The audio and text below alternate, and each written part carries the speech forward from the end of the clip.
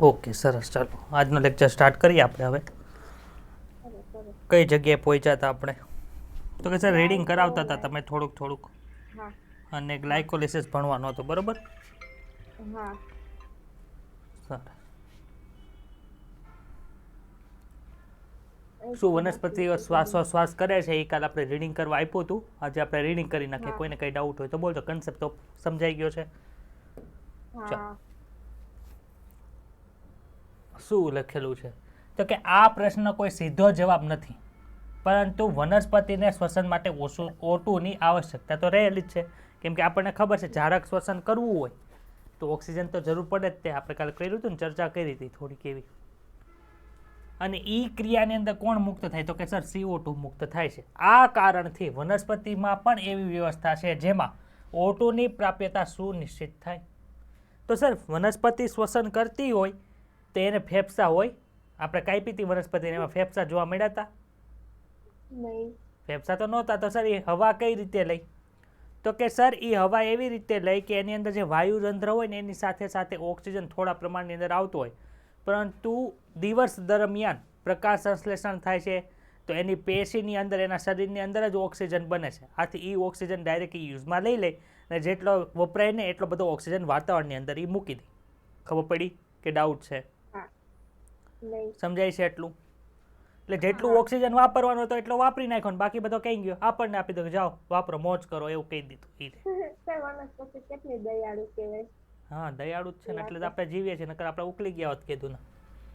વનસ્પતિઓમાં પ્રાણીઓની જેમ જ વાયુના વિનિમય માટે વિશિષ્ટ અંગો આવેલા હોતા નથી. એટલે કે ફેફસાની અંદર ન હોય, કે ઝાલર પોથી ન હોય, એવું બધું આવેલું ન હોય. શ્વાસ નલિકા પણ હોય નહીં, પરંતુ તેમાં વાયુરંધ્ર અને વાત છિદ્રો આ હેતુ માટે આવેલા છે. ભાઈ વાયુરંધ્ર એટલે પર્ણરંધ્ર થાય કે ન થાય? વાત છિદ્ર એટલે પર્ણરંધ્ર થાય કે ન થાય? હા કે ના? જલ્દી ક્વિક આન્સર. ન થાય. Very good. કેમ કે વાત છિદ્ર એટલે ક્યાં હતા? તો કે સર છાલની અંદર બનતા હતા. ખબર છે? દ્વિતીય વૃદ્ધિ થતી હતી એટલે દ્વિતીયક જલવાહક વધતી જતી હતી એટલે બાહ્યકને પાટું મારી દીધું એટલે બાહ્યક છે ફાટી ગયું. એટલે ન્યા કોનું નિર્માણ થયું હતું? વાત છિદ્ર નિર્માણ થયું હતું. એટલે કે ન્યા કઈ એક્ટિવ સક્રિય રીતે શ્વસન થતું નથી. હવાના સંપર્કમાં હોય એટલે હવા અંદર પ્રવેશે છે વાત છિદ્રની અંદર.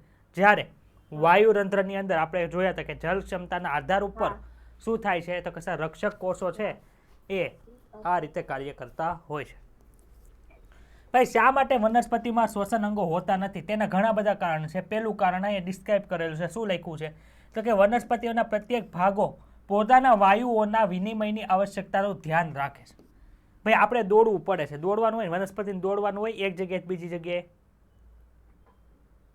એને તો દોડવાનું હોય નહીં. આપણે જેમ શ્વસનનો દર વધે છે એમ વનસ્પતિમાં ક્યારેય શ્વસનનો દર વધે નહીં.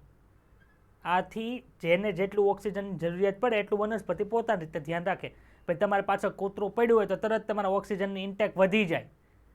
વનસ્પતિ પાસે કોઈ દી કૂતરું દોડવાનું નથી એટલે એને O2નું ઇન્ટેક વધતું નથી. વનસ્પતિઓના એક ભાગમાંથી બીજા ભાગમાં વાયુઓનું વહન ખૂબ જ ઓછું થાય. પર્ણમાંથી કઈ ઓક્સિજન છે એ મૂળમાં ન જાય, કે મૂળનો ઓક્સિજન પર્ણમાં ન જાય. આપણે તો જાય ભાઈ નાકમાંથી શ્વાસ લીધો, ત્યાંથી ફેફસામાં ગયો, ત્યાંથી ઓક્સિજન છે પગમાં જાય, હાથમાં જાય, મગજમાં જાય, બધે જ. વનસ્પતિમાં એવું જોવા મળતું નથી. બીજું કારણ કયું છે ભાઈ? તો કે વનસ્પતિઓમાં વાયુઓના વિનિમયની વધારે જરૂરિયાત જ નથી. મૂળ પ્રકાંડ અને પર્ણોમાં શ્વસન છે એ પાણીની તુલનાની અંદર ખૂબ ધીમા દરે થાય છે. શું કામ ધીમા દરે થયું? ભાઈ કૂતરો નથી પાછળ પડતો એટલે દોડવાની જરૂર નથી પડતી. દોડવાની જરૂર નથી પડતી એટલે એટીપી વપરાતા નથી. એટીપી વપરાતા નથી એટલે જરાક શ્વસન કરવાની જરૂર ન પડે. જરાક શ્વસન કરવાની ન જરૂર પડે એટલે O2ની જરૂર ન પડે. ખબર પડી કે ડાઉટ છે? પ્રકાશ સંશ્લેષણ દરમિયાન વાયુઓનો વિનિમય વધારે થાય છે. શું કામ ભાઈ વધારે થાય? તો કે સર CO2 અંદર આવે ને O2 મુક્ત થતો એટલે વિનિમય વધુ થાય. અને પ્રત્યેક પર્ણ સંપૂર્ણ રીતે આ પ્રકારથી અનુકૂલિત થયેલું હોય છે. આ સમયગાળા દરમિયાન તેમની પોતાની જરૂરિયાતનું ધ્યાન રાખે છે. જ્યારે કોષ પ્રકાશ સંશ્લેષણ કરતો હોય ત્યારે O2ની હાજરીની કોઈ સમસ્યા હોતી નથી. ભાઈ શું કામ નથી? કેમ કે સર પ્રકાશ સંશ્લેષણ થાય એટલે પોતે જ ઓક્સિજન બનાવતી. એ કોષની અંદર કોઈ દી ઓક્સિજનની ખામી વર્તાય? તો સર ન વર્તાય. કારણ કે કોષમાં પ્રકાશ સંશ્લેષણ દરમિયાન O2 મુક્ત થાય છે. ત્રીજું કારણ કયું છે ભાઈ? તો કે મોટા કદની ઘટાદાર વનસ્પતિઓમાં વાયુઓની વધારે અંતર સુધી પ્રસરણ પામી શકે નહીં ભાઈ. વનસ્પતિઓમાં પ્રત્યેક જીવંત કોષ વનસ્પતિઓની સપાટીની બિલકુલ નજીક આવેલું હોય. ભાઈ જીવંત ઘટકો છે ક્યાં કે હોય? ભાઈ વનસ્પતિમાં જીવંત ઘટકોમાં ક્યાં કોષો હોય કયો તો? મૃદુતક ને સ્થૂલ કોણક. દઢોતક તો મરી ગયેલા છે. હિમાંશુ અહીંયા જો નકર તું બાર વયો જા. કોઈક બોલાવતો હોય ત્યાં વયો જા. ભાઈ કે આ નથી સમજાતું, કેટલી વખત ના પાડી છે. ઓપરેશન કરતા કરતા બાર ડોકા કાઢીશ, કાંઈ સંભળાતું નથી. તારો માઇક બકાર છે આજે, નથી સંભળાતું. ચાલો, પર્ણ માટે આ વિધાન સત્ય છે. તમે એ પૂછી શકો છો કે જાડા, કાષ્ઠી અને પ્રકાંડો અને મૂળ માટે શું થાય છે? ભાઈ 3 પ્રકારના કોષોથી વનસ્પતિ બનેલી છે. આપણે ભણી ગયા દઢોતક, મૃદુતક અને સ્થૂલ કોણક. એમાંથી 2 જીવન છે અને 1 મરી ગયેલા છે. મરી ગયેલા કોણ છે? દઢોતક. દઢોતક ક્યાં હોય તો કે સર જલવાહક તંતુમાં હોય, અનવાહક તંતુમાં. એ બધું ક્યાં આવી ગયું સર? વાહક પેશી થઈ ગયું એટલે હાવ અંદરના ભાગની અંદર હોય. અધિસ્તરમાં તો કોઈ હોય નહીં. હોય અધિસ્તરના કોષો તો મૃદુતકના બન્યા. પછી બાહ્યકનો જે ભાગ છે એમાં ક્યાંક ક્યાંક આપણને દઢોતકીય કોષો જોવા મળે, ક્યાંક ક્યાંક સ્થૂલ કોણક કોષો જોવા મળે. બાકી બધા ક્યાં હતા? તો મૃદુતક હતા. એટલે મૃદુતકને જીવે છે એટલે એને ઓક્સિજનની જરૂર પડે. તો ઓક્સિજનની વાત છિદ્ર હોય તેનાથી મળી જાય. પર્ણમાં હોય તો ન્યા પણ શું હોય તો કે સર ન્યા તો ડાયરેક્ટ વાયુરંધ્ર આવેલા હોય એટલે ન્યાય બધાને હવા મળી જાય. મૂળમાં તો ક્યુટિકલ એવું કંઈ હતું નહીં એટલે મૂળની અંદર જે તિરાડો હોય ત્યાંથી શું મળી રહે? એને ઓક્સિજન મળી રહે. ખબર પડે છે કે ડાઉટ છે? જતીનભાઈ સમજાય છે ને? પ્રકાંડમાં જીવંત કોષો છાલ તેમજ છાલની નીચેના પાતળા સ્તરના સ્વરૂપમાં ગોઠવાયેલા હોય છે. આમાં પણ છિદ્ર હોય છે જેને વાત છિદ્ર કહેવાય છે. અંદરના કોષો મૃત હોય છે અને તે ફક્ત યાંત્રિક આધાર આપે છે, જેવા કે બધા દઢોતકીય કોષો હતા. આ વનસ્પતિના મોટા ભાગના કોષોની સપાટી હવાના સંપર્કમાં હોય છે. આ ઉપરાંત પર્ણ, પ્રકાંડ અને મૂળમાં મૃદુતકીય કોષોની શિથિલ ગોઠવણી હોય. ભાઈ જોયું હતું ને આંતરકોષીય અવકાશ હતો, ત્યાં શું હોય? ભાઈ શૂન્ય અવકાશ જોવા મળે પૃથ્વીમાં? તો જ્યાં જ્યાં અવકાશ હોય ત્યાં શું હોય? હવા હોય. સમજાઈ ગયું? જે વાયુ અવકાશો તે એકબીજા સાથે સાંકળતું જાળું બનાવે છે. હવે આપણે ગયા વખતે કંઈક ભણ્યા હતા, યાદ આવે છે કંઈક? કોકને આવો પ્રશ્ન થયો? મેં ટેસ્ટની અંદર પ્રશ્ન પૂછ્યો હતો કે એક ગ્લુકોઝના અણુના સંશ્લેષણ દરમિયાન પાણીના કેટલા અણુઓની જરૂરિયાત પડે છે? હા, 2 H2O ની. 2 H2O આવે. 2 H2O હોય. 6 હોય. વેરી ગુડ, 6 હોય. ઓ 6 હોય. હા, સરસ. કન્સેપ્ટ બધાને બહુ સરસ આવડે છે. 12 શું કામ આવ્યા ભાઈ? 12 H2O શું કામ આવ્યા? કોને ખબર છે 12 H2O શું કામ આવ્યું? એનો આન્સર આવું કંઈક સમીકરણ આવ્યું તો યાદ આવે છે? 6 CO2 plus 12 H2O is equal to C6H12O6 plus 6 H2O પાછા 6 O2 મુક્ત થતા હતા. તો વપરાણા કેટલા હતા અહીંયા? 12 વપરાણા હતા કે નહોતા વપરાણા? એટલે આન્સર એનો 12 આવે. બીજા કોઈ કઈ પૂછ્યો ને એટલે મને એમાં તો આવડતું હશે, પણ આવડતું જ નથી કાંઈ. બધા અઠ્ઠે ગઠ્ઠે લખીને આવ્યા હતા. જે થાય આવા અઠ્ઠે ગઠ્ઠે છે ને ત્યાં નીટમાં નડશે, હાલી નીકળાતે પૂછતા જ નથી, આવડતું નથી તોય. ગ્લુકોઝના સંપૂર્ણ દહનથી અંતિમ નિપજના સ્વરૂપમાં શું બને? ભાઈ જો જે પ્રોસેસ થઈને CO2 માંથી કોણ બન્યું હતું તો કે C6H12O6 બન્યું હતું. તો અહીંયા આપણે શું કરવાનું છે? ગ્લુકોઝને તોડવાના છે. ભાઈ તમે ઉચ્છ્વાસ લો છો એમાં કયો વાયુ બહાર નીકળે છે? ઓક્સિજન નીકળે? CO2 નીકળે કે ન નીકળે? ક્યાંથી આવ્યો ભાઈ? ગ્લુકોઝને તોડ્યું હતું ત્યાંથી. હું અત્યારે ક્યાંનો બગબગ કરું છું એટલે મારા મોઢાના જે સ્નાયુઓ છે ને ત્યાં ATP વપરાતા હશે અત્યારે, એટલે મારો શ્વસનનો દર વધી જાય એટલે બહાર શું નીકળે? વધારે CO2 નીકળે. CO2 ક્યાંથી આવ્યું? તો કે સર આ જે ગ્લુકોઝ છે ને એને મેં તોડી નાખ્યું. તોડી નાખ્યું એટલે શું બન્યું? CO2 બન્યું. એટલે એ બહાર કેવી રીતે લાવવું એ તો આપણે 17મા ચેપ્ટરમાં ભણી ગયા હતા, કેવી રીતે શ્વાસ બહાર નીકળે એ બધું કાંઈ જોવાની જરૂર નથી. પણ આ CO2 આવ્યો ક્યાંથી? તો કે સર આને તોડ્યું. એટલે સમજાય છે? તો જે સ્ટેપ CO2 માંથી C6H12O6 અને ગ્લુકોઝ બનાવવામાં જતા હતા ને, વચ્ચે વચ્ચે જે રસાયણો બનતા હતા ને, એ રસાયણો પાછા અહીંયા આવશે હમણાં. પાયરુવિક એસિડ ને ફોસ્ફોઇનોલ પાયરુવિક એસિડ આવ્યું હતું સર? એવું જ કંઈ યાદ નથી આવતું ભાઈ. આવ્યું હતું C4 ચક્રમાં. એ પાછું આવશે, જોજો અહીંયા. ચાલો, ગ્લુકોઝના સંપૂર્ણ દહનથી અંતિમ નિપજના સ્વરૂપમાં CO2 અને H2O ની સાથે ઉર્જા મુક્ત થાય. CO2 થાય ભાઈ, H2O મુક્ત થાય. હા, બહુ કામ કરો તો પરસેવો વળે. ક્યાંથી આવ્યો પરસેવો? આ પાણી ઉત્પન્ન થયું ત્યાંથી. પરસેવો વળે કે ન વળે? કામ કરો, એક્સરસાઇઝ કરો ત્યારે શું થાય? પરસેવો આવ્યો ક્યાંથી? એ અહીંયા હોય તો CO2 આવ્યો, શ્વાસોશ્વાસ વધી ગયા, પાણી આવ્યું, અને ઉર્જા ક્યાં ગઈ? તો એ ઉર્જાનો ઉપયોગથી તો આપણે કાર્ય કર્યું હતું, જેનો મોટા ભાગનો જથ્થો ઉષ્મા સ્વરૂપે બહાર આવે છે. વધુ વર્કઆઉટ કરો એટલે શું થાય? તમારું શરીર ગરમ થાય અને ઠંડુ કરવા પરસેવો બહાર આવે. આપણે સમજાય છે ને, ગોળાનું પાણી જેમ તડકાની અંદર હોય એમ ઠંડુ થાય. યાદ આવ્યું કન્સેપ્ટ? એ કન્સેપ્ટ અહીં લાગુ પડે. ચાલો, C6H12O6 6 ઓક્સિજનના અણુઓનો ઉપયોગ કરીને 6 કાર્બન ડાયોક્સાઇડના અણુ, 6 પાણીના અણુ અને ઉર્જા મુક્ત કરે છે. ભાઈ, આ બધી આપણા શરીરની બહાર આવે છે અને આનો ઉપયોગ કરીને કાર્ય થાય છે. ક્લિયર? ચાલો, જો આ ઉર્જા કોષ માટે આવશ્યક હોય તો તેનો ઉપયોગ કોષમાં બીજા અણુઓનું સંશ્લેષણ કરવામાં વપરાય છે. ભાઈ, કોનું સંશ્લેષણ કરવું તમારે? કોનું સંશ્લેષણની વાત થાય છે અહીંયા? ભાઈ, એટીપી નું ચલણ છે, બાજરાનું ચલણ નથી. યાદ આવે છે ને, કાલ કીધું તું. એટીપી તમે કંઈક આપો તો તમારી ઉર્જા લે. તમે પૈસા આપો તો તમને સોનું આપે. બાજરો લઈને જાઓ તો સોનું ન આપે. યાદ આવ્યું? એવી રીતે ગ્લુકોઝના અણુઓનું વિઘટન થવાથી મુક્ત થતી બધી ઉર્જા ઉષ્માના સ્વરૂપમાં વ્યય પામતી નથી. મુખ્ય વાત એ છે કે ગ્લુકોઝનું ઓક્સિડેશન એક તબક્કામાં ન થતા નાના નાના અનેક તબક્કાઓમાં થાય છે. એ બધા તબક્કા ક્યાં છે? ગ્લાયકોલિસિસના છે, એ બધા ભણવાના આપણે. જેમાં કેટલાક તબક્કા એટલા મોટા હોય છે કે તેમાંથી મુક્ત થતી ઉર્જા એટીપીના સંશ્લેષણમાં ઉપયોગમાં આવે છે. અને આ કેવી રીતે થાય છે એ આપણે અત્યારે ભણવાનું છે. શ્વસનની ક્રિયાવિધિ દરમિયાન ઓક્સિજનનો ઉપયોગ થાય. ભાઈ, અમને ખબર છે ઓક્સિજનનો ઉપયોગ કર્યો છે. બીજું કંઈક કયો? કાર્બન ડાયોક્સાઇડ મુક્ત થાય છે, ઉર્જા નિપજ તરીકે મુક્ત થાય છે. દહનની પ્રક્રિયા માટે ઓક્સિજનની આવશ્યકતા હોય છે, પરંતુ કેટલાક કોષો ઓક્સિજનની હાજરી અને ગેરહાજરીમાં પણ જીવંત રહી શકે છે. ચાલો ભાઈ, મને કયો, ઓક્સિજનની ગેરહાજરીમાં રહેતા હોય એવા સજીવના નામ આપો. અજારક સજીવો. Very good. Mycoplasma, chapter number 8. યાદ આવ્યું? અને ઓક્સિજન જરૂર ન પડે. ઓક્સિજન હોય તો હાલે, ન હોય તોય હાલે. શું તમે એવી પરિસ્થિતિઓ વિશે અને સજીવો વિશે વિચારી શકો છો જ્યાં ઓક્સિજન પ્રાપ્ય નથી? બોલો, આવું કઈ યાદ આવે છે તમને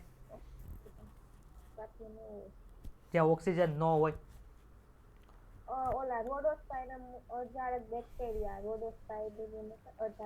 એ તો બધાની જીવી શકે, પણ ઓક્સિજન ન હોય એવી પરિસ્થિતિ.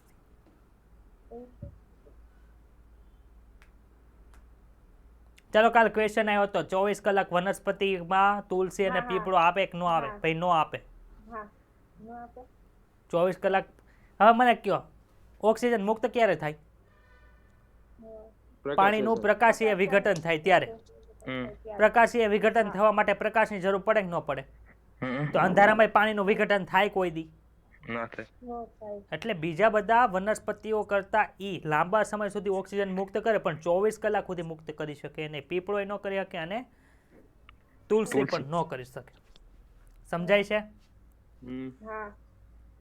વિશ્વાસ કરવા માટે પર્યાપ્ત કારણ છે કે પ્રથમ કોષ આ ગ્રહ પર એવા વાતાવરણમાં મળ્યો હતો જ્યાં ઓક્સિજનની હાજરી નહોતી, ને એવા વાતાવરણ માટે અનુકૂલિત થયેલો હશે. આમાંથી કેટલાક વૈકલ્પિકપણે અજારક છે, જો કે કેટલાક માટે ઓક્સિજન રહિત સ્થિતિની આવશ્યકતા ફરજિયાત હોય છે.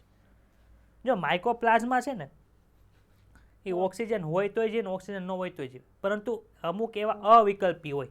જો વાયરસ છે અવિકલ્પી પરોપજીવી છે, એની પાસે બીજો કઈ ઓપ્શન નથી. કોકના યજમાનના શરીરની અંદર હોય તો જ જીવે, બાકી મરી જાય. કોરોના વાયરસ નીચે આટા મારતો હોય કઈ જીવન ન હોય, મરી ગયેલો છે, પણ મારા શરીરની અંદર ગળી ગયો પર જીવતો થઈ જાય, તો કોઈક બીજા શરીરની અંદર ગળી જાય તો જીવતો થઈ જાય, ને પછી નુકસાન કરે. હેઠે પડેલો કોરોના વાયરસ નુકસાન કરતો નથી. તેને શું કહેવાય? અવિકલ્પી પરોપજીવી. એની પાસે બીજા એક વિકલ્પ નથી. તો એવા કેટલાક સજીવો છે જે અવિકલ્પી અજારક સજીવ છે. એટલે એની પાસે જો ઓક્સિજન તમે એને આપી દો તો એ મરી જાય. તેને શું કે અવિકલ્પિક અજારક સજીવો કહેવાય છે, જેમાં શું હોય ઓક્સિજન રહિતની સ્થિતિ છે એ ફરજિયાત હોવી જોઈએ.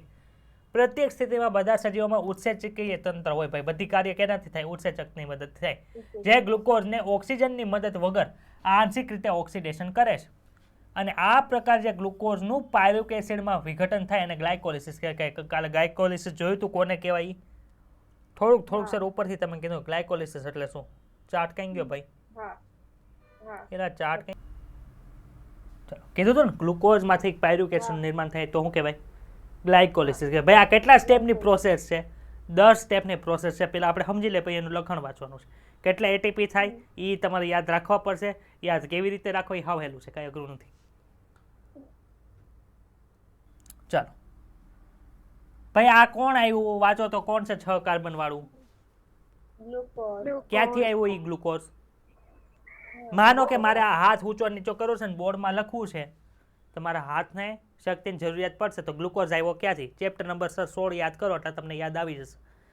મેં ખાધું બિસ્કિટ, બિસ્કિટની અંદર ગ્લુકોઝ હતું, ત્યાં થોડાક ધમપછાડા કર્યા એટલે ત્યાં થોડુંક ઢીબું, 30% સ્ટાર્ચનું પાચન થઈ ગયું, માલ્ટોઝ આવ્યું, એ બધું ક્યાં આવ્યું? જઠરમાં. જઠરમાં કંઈ ન થાય ત્યાંથી ક્યાં આવ્યું? નાના આંતરડામાં. ત્યાં ઢીકા પાટું મારી તોડી નાખ્યું, એને ગ્લુકોઝ બનાવ્યું. એ ગ્લુકોઝ ક્યાં ગયું? તો કે આંતરડાના જે શ્લેષ્મસ્તરના કોષો હતા એ શોષણ કરી નાખ્યું ને બ્લડ વેસલમાં મોકલી દીધું. એ બ્લડ વેસલ હૃદયમાં ગઈ હશે ને હૃદયમાંથી ધક્કો માર્યો લોહીને એટલે બધે જાય ગ્લુકોઝ. ક્યાં હશે? તો કે સર હાથના સ્નાયુ પાસે જે ગ્લુકોઝ હશે એ સ્નાયુ કોષની અંદર ગયો, અને સ્નાયુ રસના કોષ રસની અંદર આ ગ્લુકોઝ છે. ખબર પડી કઈ જગ્યાએ પડ્યું છે? એ વિઝ્યુલાઇઝ થયું બધાને? સરસ. આ ગ્લુકોઝ છે એની પાસે એક એટીપી આવ્યું. જો બતાવી એટીપી આવ્યું.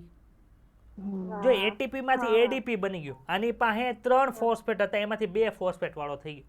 એક ફોસ્ફેટ ક્યાં ગયો સર? તો કે સર ગ્લુકોઝ ને આપી દીધો. ગ્લુકોઝ ભાઈ કેટલા કાર્બન હોય ભાઈ? 6 કાર્બન હોય. આ કેટલા કાર્બન છે? 5. આ 6. તેમાંથી છઠ્ઠો કાર્બન હતો. 1 2 3 4 5 છઠ્ઠો કાર્બન ત્યાં ફોસ્ફેટ મૂકી દીધું. આથી શું બની ગયો? Glucose 6 phosphate. 6 કાર્બન વાળો અણુ છે. હવે તમે ચેપ્ટર નંબર 9 ની અંદર ભણી ગયા હતા, ઘણા બધા પ્રકારના ઉત્સેચકો હોય એને 6 ભાગની અંદર ડિવાઈડ કરે. તેમાંથી એક ટ્રાન્સફરેઝ નામનો ઉત્સેચક હતો. એ શું કરે? તો કે સર એની અંદર જે ક્રિયાશીલ સમૂહ હોય ને એને ફેરવી નાખે. ગ્લુકોઝ છે એ આલ્ડીહાઇડ શર્કરા છે, જ્યારે ફ્રુક્ટોઝ છે એ કીટોઝ શર્કરા છે. યાદ આવ્યું? તેમાંથી જો હું કરી નાખું, ગ્લુકોઝ 6 ફોસ્ફેટ માંથી ફ્રુક્ટોઝ 6 ફોસ્ફેટ બની ગયું. બતાણું? પાછો એક એટીપી આવ્યો. જો પાછો એક એટીપી આવ્યો, બતાડો. એમાંથી એટીપી બની ગયું.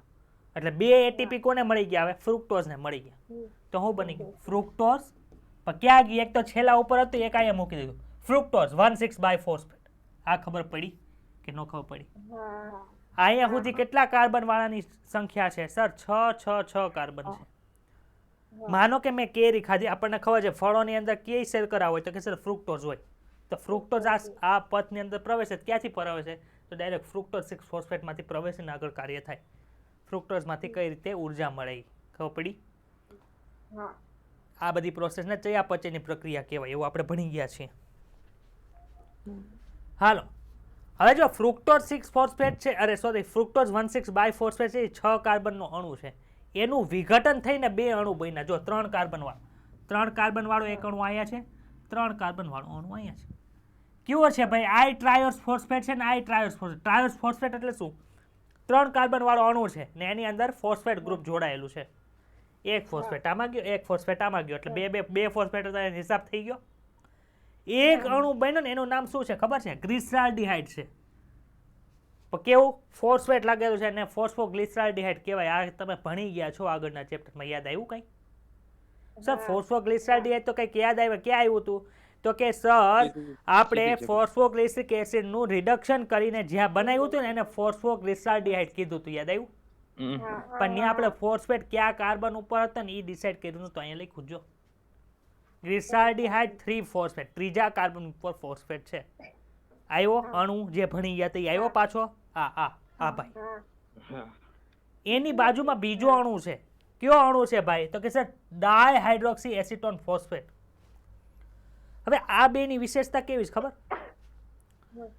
ગ્લિસરાલ્ડિહાઇડ 3 ફોસ્ફેટમાંથી ડાયહાઇડ્રોક્સી એસિટોન ફોસ્ફેટ બની શકે અને ડાયહાઇડ્રોક્સી એસિટોન ફોસ્ફેટમાંથી ગ્લિસરાલ્ડિહાઇડ 3 ફોસ્ફેટ બની શકે, એકબીજાની અંદર રૂપાંતરણ પામી શકે.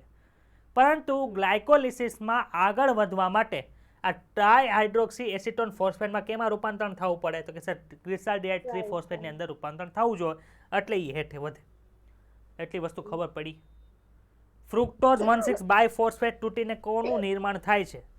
તો કે સર ત્યારે 2 અણુનું નિર્માણ થાય છે. કેટલા કાર્બન ધરાવે ભાઈ? તો કે સર 3 કાર્બન ધરાવે. 3 કાર્બન ધરાવતા 2 અણુના નામ જણાવો તો એક છે ગ્લિસરાલ્ડિહાઇડ 3 ફોસ્ફેટ અને બીજું છે ડાયહાઇડ્રોક્સી એસિટોન ફોસ્ફેટ. યાદ આવ્યું? સમજાઈ ગયું કે ડાઉટ છે? હવે જો આપણે શું કહીએ કે ગ્લાયકોલિસિસની અંદર જાવ તો કોણ જોઈએ? ગ્લિસરાલ્ડિહાઇડ 3 ફોસ્ફેટ જો. એટલે આ ડાયહાઇડ્રોક્સી એસિટોન ફોસ્ફેટ આની અંદર રૂપાંતરણ પામી ગયો તો તમારી પાસે હવે કેટલા ગ્લિસરાલ્ડિહાઇડ 3 ફોસ્ફેટ થઈ ગયા? 2 થઈ ગયા. ખબર પડી કે ડાઉટ છે? પડે છે સમજણ? સરસ. ચાલો અત્યાર સુધી કેટલા એટીપી વાપરા આપણે? 2 એટીપી નો યુઝ કર્યો. કેટલાથી કેટલામાં? તો કે સર અહીંયા સુધી. હવે અહીંયા જો એટીપી આની અંદર આવે છે. એટીપી ક્યાં આવ્યા? ગ્લુકોઝ ને ફ્રુક્ટોઝ ની અંદર નાખ્યા. તો ત્યાં આપણે શું કહી શકીએ? તો કે સર અહીંયા ગ્લુકોઝ અને ફ્રુક્ટોઝનું ફોસ્ફરીકરણ થયું એમ કહેવાય. કહેવાય કે ન કહેવાય? આટલા તબક્કાની અંદર કયો તબક્કો કહેવાય? તો કે સર ફોસ્ફોરીકરણ. કહેવાય કે ન કહેવાય? ફોસ્ફેટ અંદર નાખ્યા. જો અહીંયા એક ફોસ્ફેટ નાખ્યો, એક ફોસ્ફેટ અહીંયા નાખેલો છે. એટલે હવે નીચે જો શું થાય છે ભાઈ, આપણે 2 વસ્તુ ભણવાની છે. એક તો ગયા ચેપ્ટરમાં આવી ગયું હતું NADP, અહીંયા આવશે NAD. સર બેની વચ્ચે શું ડિફરન્સ છે? તો કે આ બંને છે ને કોએન્ઝાઇમ છે. કોણ છે કોએન્ઝાઇમ? એટલે ખબર પડે. Chapter number 9. સર આનું કામ શું છે ભાઈ? કોએન્ઝાઇમ્સ એટલે પ્રક્રિયાને શું કરશે? આગળ તો વધારવાનું કામ કરશે જ તે. પણ NADP કઈ જગ્યાએ યુઝ થાય અને NAD કઈ જગ્યાએ યુઝ થાય? તો કે સર NADP છે ને, NADP પ્લસ હોય અને NAD પ્લસ હોય, એ કઈ જગ્યાએ યુઝ થાય? તો કે સર આ જે છે એ ફોટોસિન્થેસિસની અંદર યુઝ થાય. યાદ આવે છે કઈ આવું NADP નું યુઝ થતા થઈ? જ્યારે આની અંદર કેમાં યુઝ થાય? તો કે સર ઈ રેસ્પિરેશનની અંદર એટલે કે શ્વસનની અંદર યુઝ થાય છે. આની અંદર ફોસ્ફેટ ગ્રુપ છે, આની અંદર ફોસ્ફેટ ગ્રુપ નથી. આ કેટાબોલિક રિએક્શનની અંદર યુઝ થાય, આ એનાબોલિક રિએક્શનની અંદર યુઝ થાય. ભાઈ કેટાબોલિક ને એનાબોલિક છે હું? તો કે ચય પ્રક્રિયા. ચય પ્રક્રિયા એટલે કે કંઈક વસ્તુનું નિર્માણ થતું એને ચય પ્રક્રિયા કહેવાય. ભાઈ પ્રકાશ સંશ્લેષણની અંદર એટીપીનું નિર્માણ થાય છે, સાથે સાથે શર્કરાનું નિર્માણ થાય, એટલે આ ચય ક્રિયાની અંદર યુઝ થાય. આ કેવી ક્રિયાની અંદર થાય? ભાઈ આ તો ગ્લુકોઝને તમે ભાંગી તોડીને સરખો કરી નાખો છો, એટલે આને શું કહેવાય? એનાબોલિક રિએક્શન અથવા તો અપચયની ક્રિયા કહેવાય. તોડવાની ક્રિયા થાય. એટલે ખબર પડી આ બંને વચ્ચે ડિફરન્સ શું છે? તો અહીંયા કોણ આવે? NAD આવે કે NADP આવે? NAD. શ્વસનની પ્રક્રિયાની અંદર NAD કોએન્ઝાઇમ યુઝ થાય છે, ઓનામાં NADP પ્લસ કોએન્ઝાઇમ છે એ યુઝ થાય છે. ચાલો અહીંયા આવ્યા NADP પ્લસ. બતાય બધાને કે નથી બતાતા? એ શું કરે છે? તો કે સર એનું રિડક્શન થઈ અને NADH2 બને છે. જો NADH પ્લસ H પ્લસ લખેલું છે, એટલે એનું નિર્માણ થયું 2 ટ્રાયોસ ફોસ્ફેટનું નિર્માણ થયું. ભાઈ ક્યાં ટ્રાયોસ ફોસ્ફેટ છે? તો કે 1,3 બાયફોસ્ફોગ્લિસરિક એસિડનું નિર્માણ થયું. 1,3 બાયફોસ્ફોગ્લિસરીનનું નિર્માણ થયું. ભાઈ 2 અહીંયા શું કામ રેખા? ખબર પડી?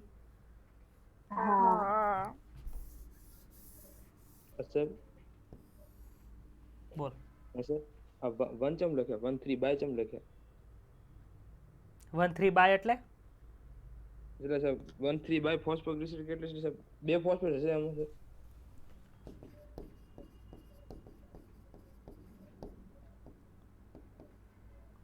ફોસ્ફોગ્લિસરિક એસિડ ખબર છે ક્યાં આવ્યું હતું? એ તો ખબર છે. ક્યાં આવ્યું હતું? ચેપ્ટર નંબર 13 માં આવ્યું છે. કઈ જગ્યાએ? C3 ચક્ર.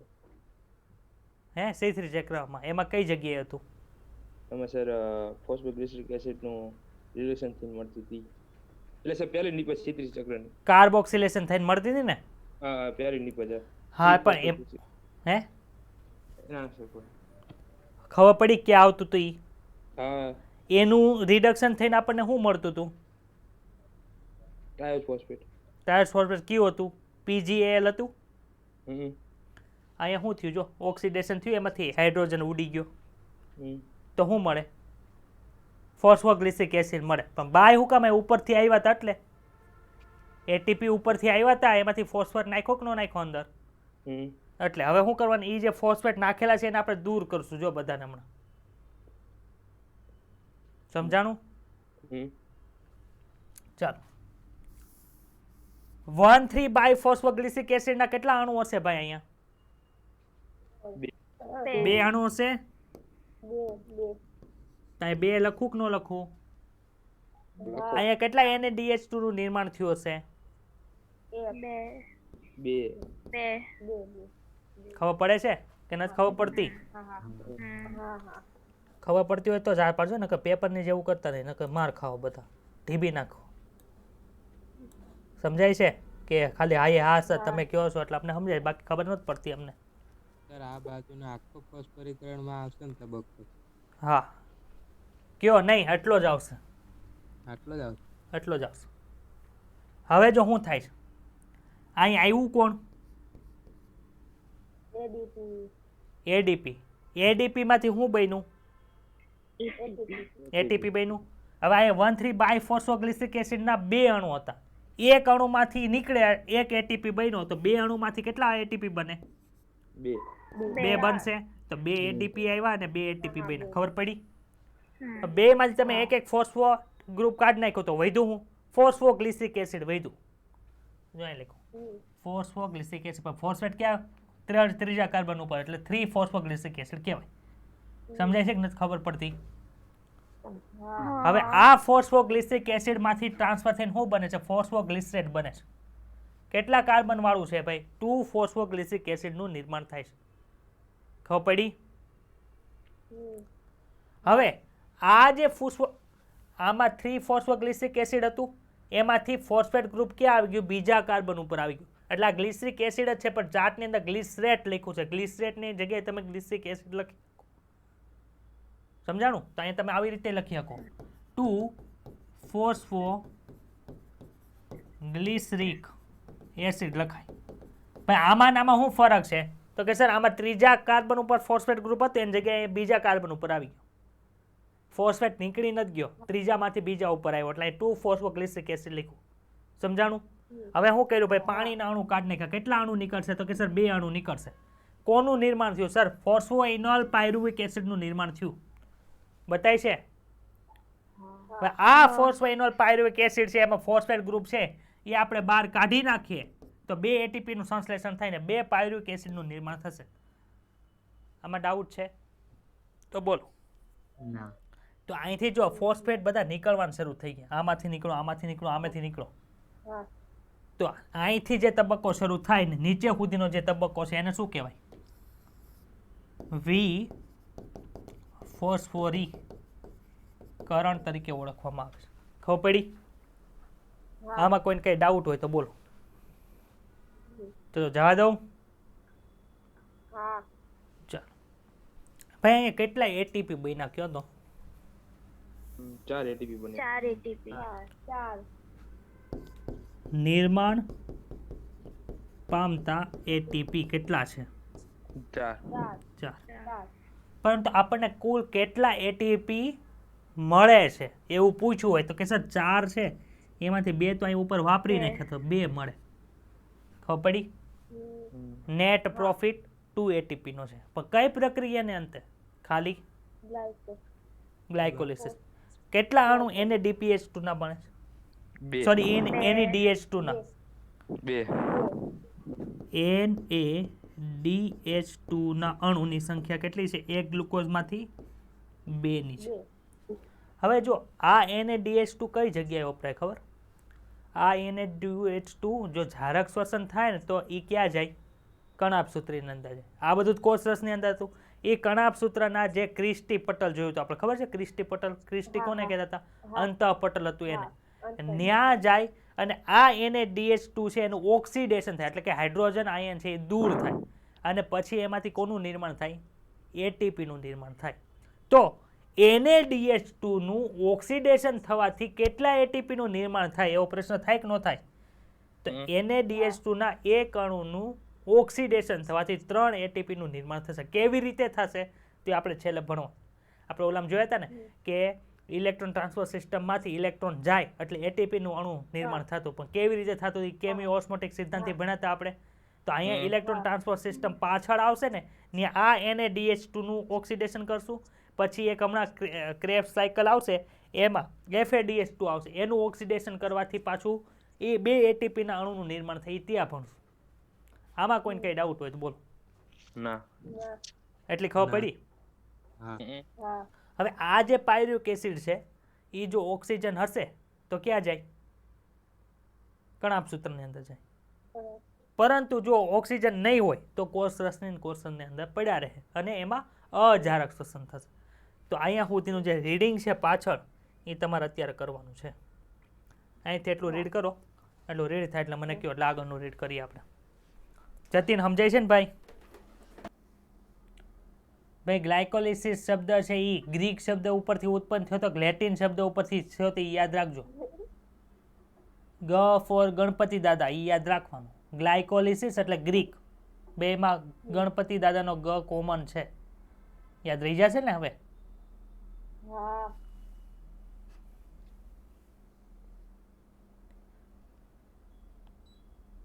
Glycolysis is coming from Greek word.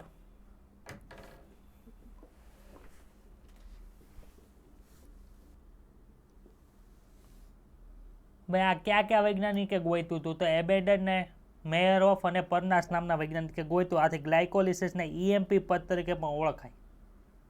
અચ્છા, એનું નામ પણ છે. હા. એબેડન નો E, મેયરોફ નો M અને પરનાસ નો P.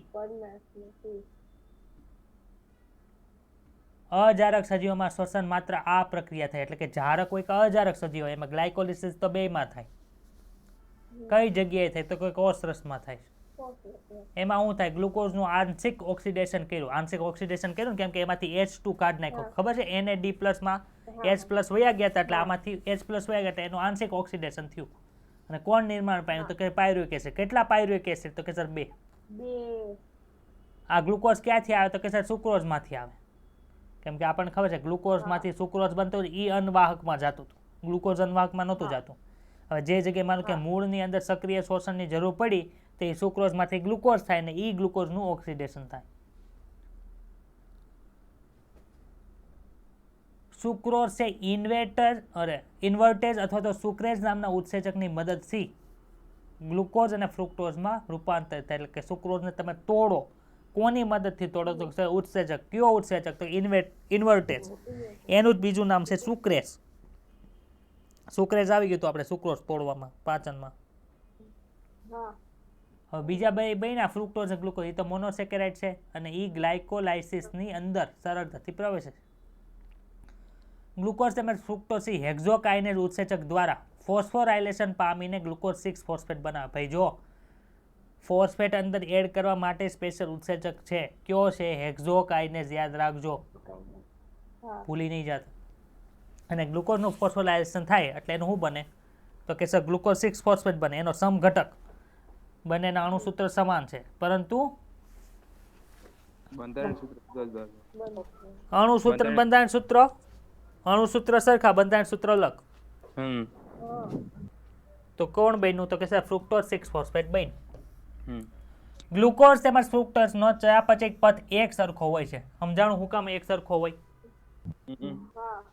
ગ્લાયકોલિસિસની ક્રિયાઓ આકૃતિમાં આપી છે, આપણે જોઈ લીધી છે. વિવિધ ઉત્સેચકોના નિયંત્રણ હેઠળ ગ્લાયકોલિસિસ શ્રેણીબદ્ધ રીતે 10 તબક્કામાંથી પાયરુવેક એસિડનું નિર્માણ કરે છે. ભાઈ તમને છે ને એમ પૂછે ગ્લાયકોલિસિસ નીચેનાથી કેટલા તબક્કા દરમિયાન પૂરી થાય છે? ઓપ્શન આપ્યા 6, 7, 8, 10, 12.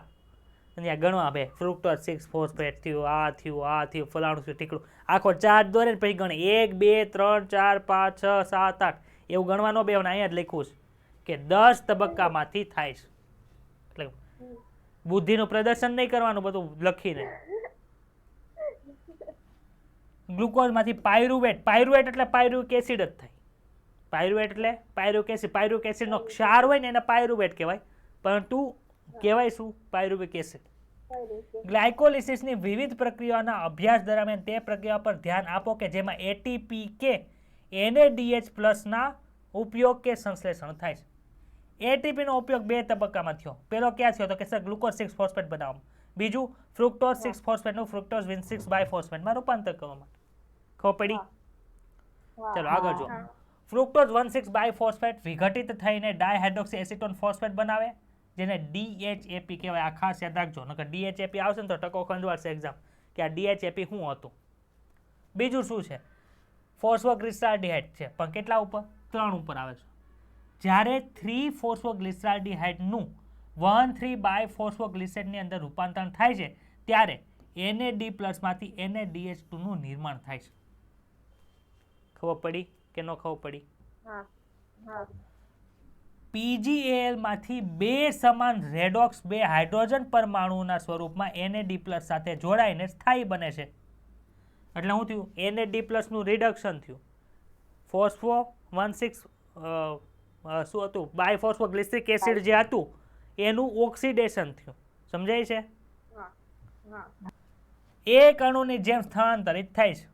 PGL ફોસ્ફોગ્લિસરાલ્ડિહાઇડ ઓક્સિડેશન પામીને અકાર્બનિક ફોસ્ફેટ મળવાથી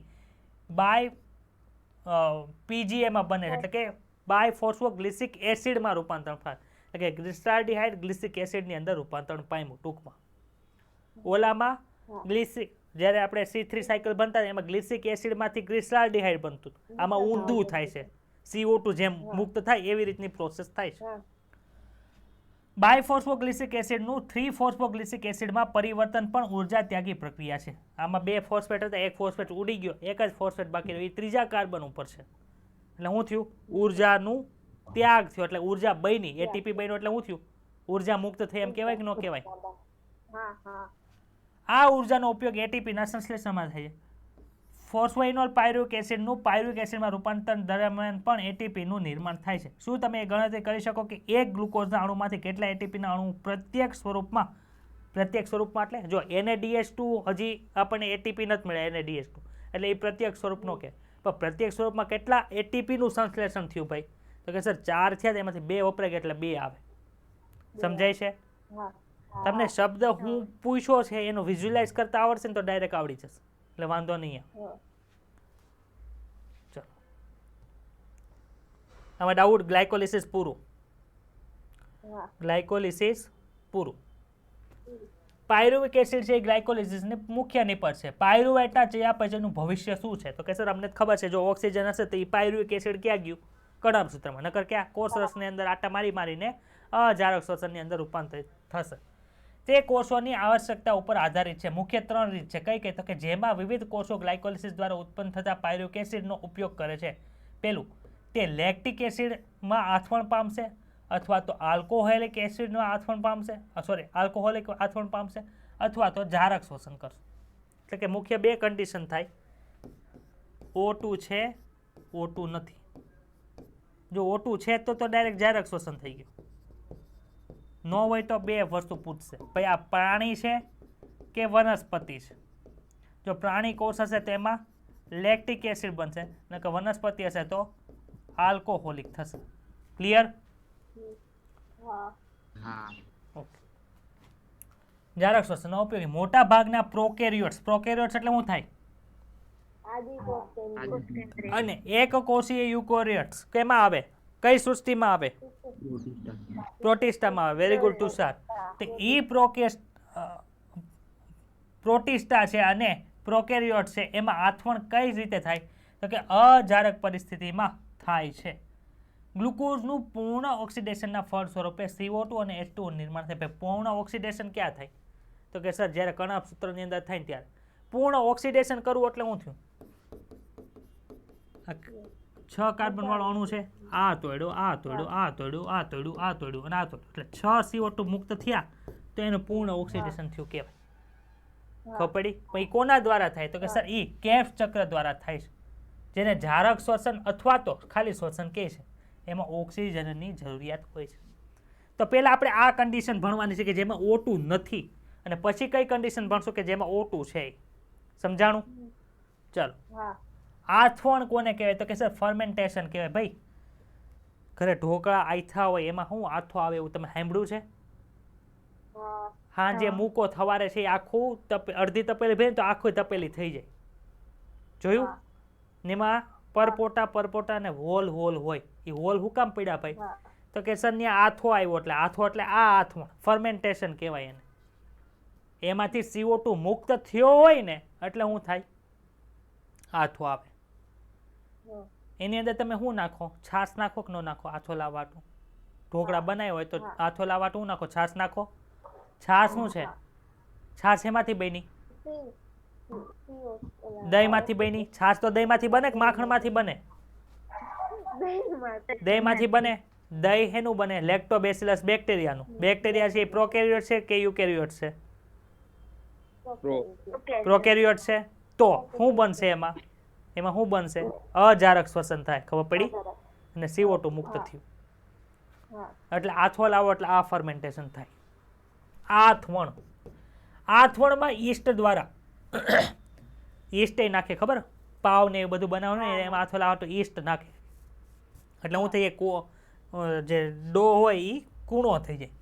એમાં ગ્લુકોઝનું અજારક પરિસ્થિતિમાં અપૂર્ણ ઓક્સિડેશન થાય છે, જેમાં પ્રક્રિયાના વિવિધ તબક્કા દ્વારા પાયરુવેક એસિડનું CO2 તેમજ ઇથેનોલમાં રૂપાંતરણ થાય છે. કેમાં રૂપાંતરણ થાય ભાઈ?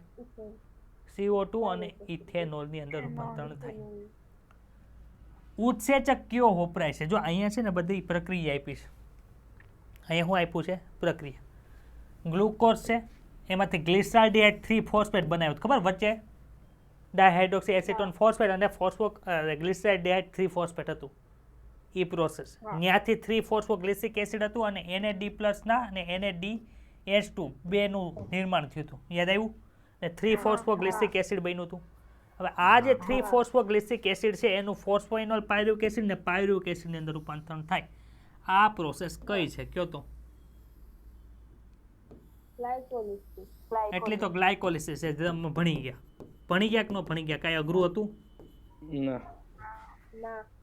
હવે પ્રાણી હોય ને તો આ પ્રોસેસ થશે, અને વનસ્પતિ હશે તો આ પ્રોસેસ.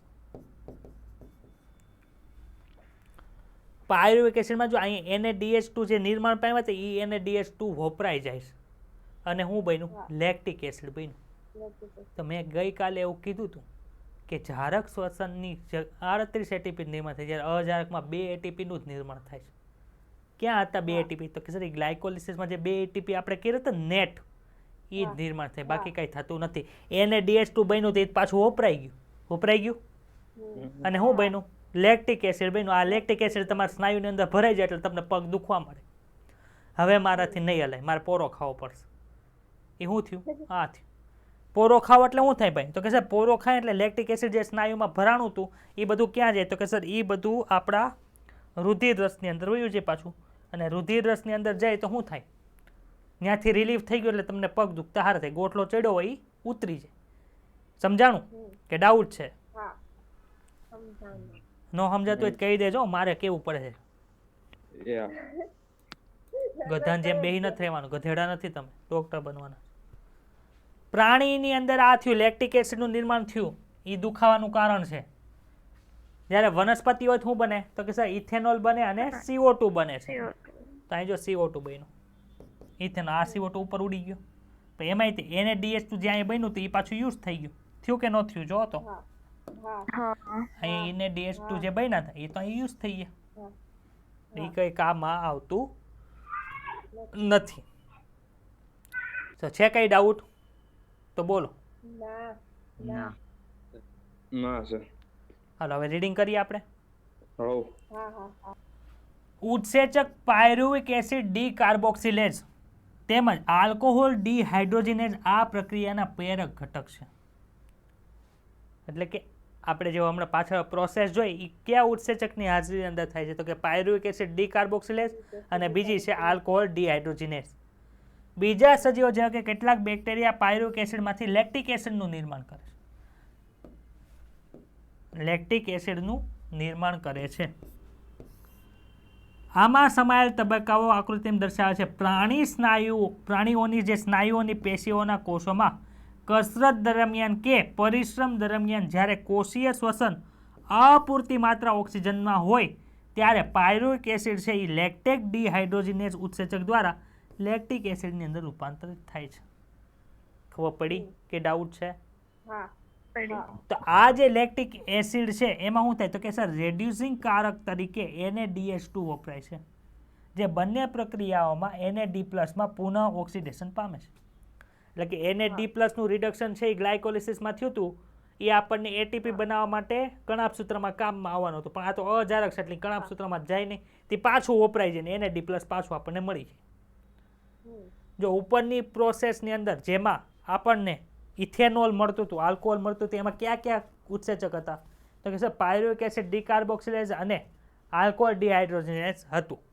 જ્યારે નીચેની પ્રોસેસ છે એમાં કોણ હતું તો કે સર લેક્ટેટ ડિહાઇડ્રોજિનેઝ જોવા મળે. પાયરુવેક એસિડ લેક્ટેટ ડિહાઇડ્રોજિનેઝ આપણને જોવા મળે છે. ક્લિયર? આથોણની પ્રોસેસ વાંચો અહીંયા. લેક્ટિક એસિડ અને આલ્કોહોલિક આથોણ બંનેમાં વધારે માત્રામાં ઉર્જા મુક્ત થતી નથી. ગ્લુકોઝમાં રહેલી 7%થી પણ ઓછી ઉર્જા મુક્ત થાય. આપણને ખબર 38% મળતી હતી, એમાંથી કેટલી મળે છે? 2 ATP જ મળે છે, એટલે કેટલી થઈ? 7%થી ઓછી ઉર્જા થઈ. અને તેથી ઉર્જાનો ઉપયોગ ઉચ્ચ ઉર્જાયુક્ત બંધવાળા ATPના નિર્માણમાં થતો નથી. જે આપણને ઉર્જા મુક્ત થતી હતી ATPમાં બનતી, ક્યાં બનતી તો કે સર ગ્લાયકોલિસિસમાં બનતી હતી. આમાં જે ઉર્જા મુક્ત થઈ તો 7% કરતાં ઓછી છે, એટલે ATP બની શકે ને એટલી ઉર્જા નથી એની પાસે. અત્યારે સોનાનો ભાવ શું છે? 1 ગ્રામનો 4500 થી 5000 રૂપિયા હોય. તમારા પાસે 2000 રૂપિયા હોય તો 1 ગ્રામ સોનું આવે? ન આવે. એટલે તમારા પાસે એટલી ઉર્જા જ નથી કે ATP બને. જે પૈસા નથી પૂરતા તો 1 ગ્રામ સોનું નથી આવતું, તેમ પૂરતી ઉર્જા ન હોય તો ATP બને નહીં. સમજાણું? ચાલો બધા કેમેરા બંધ કરીને બેઠા છે, કેમેરા શરૂ કરો તો હોઈ નથી ગયા ને?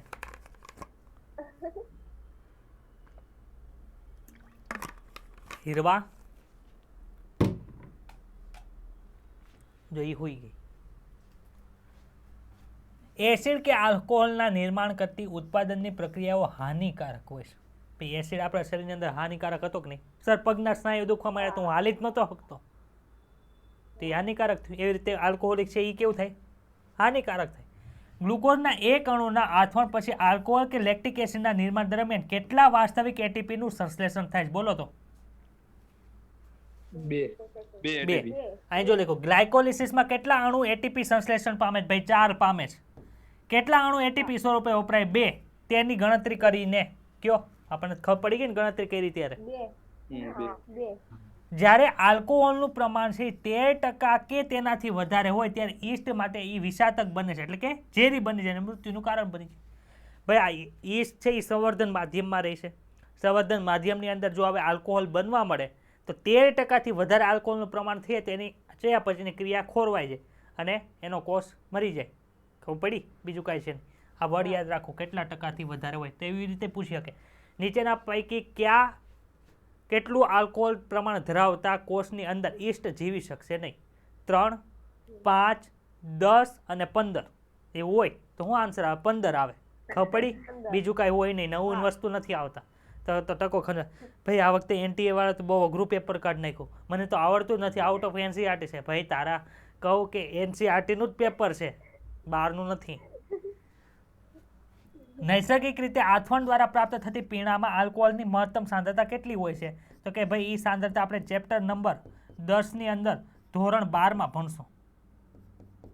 ધોરણ 12ની અંદર કેટલું આલ્કોહોલનું પ્રમાણ હોય અલગ અલગ દારૂની અંદર, એટલે કે અલગ અલગ પીણાની અંદર, આપણે ધોરણ 12ની અંદર 10મા ચેપ્ટરની અંદર ભણશું.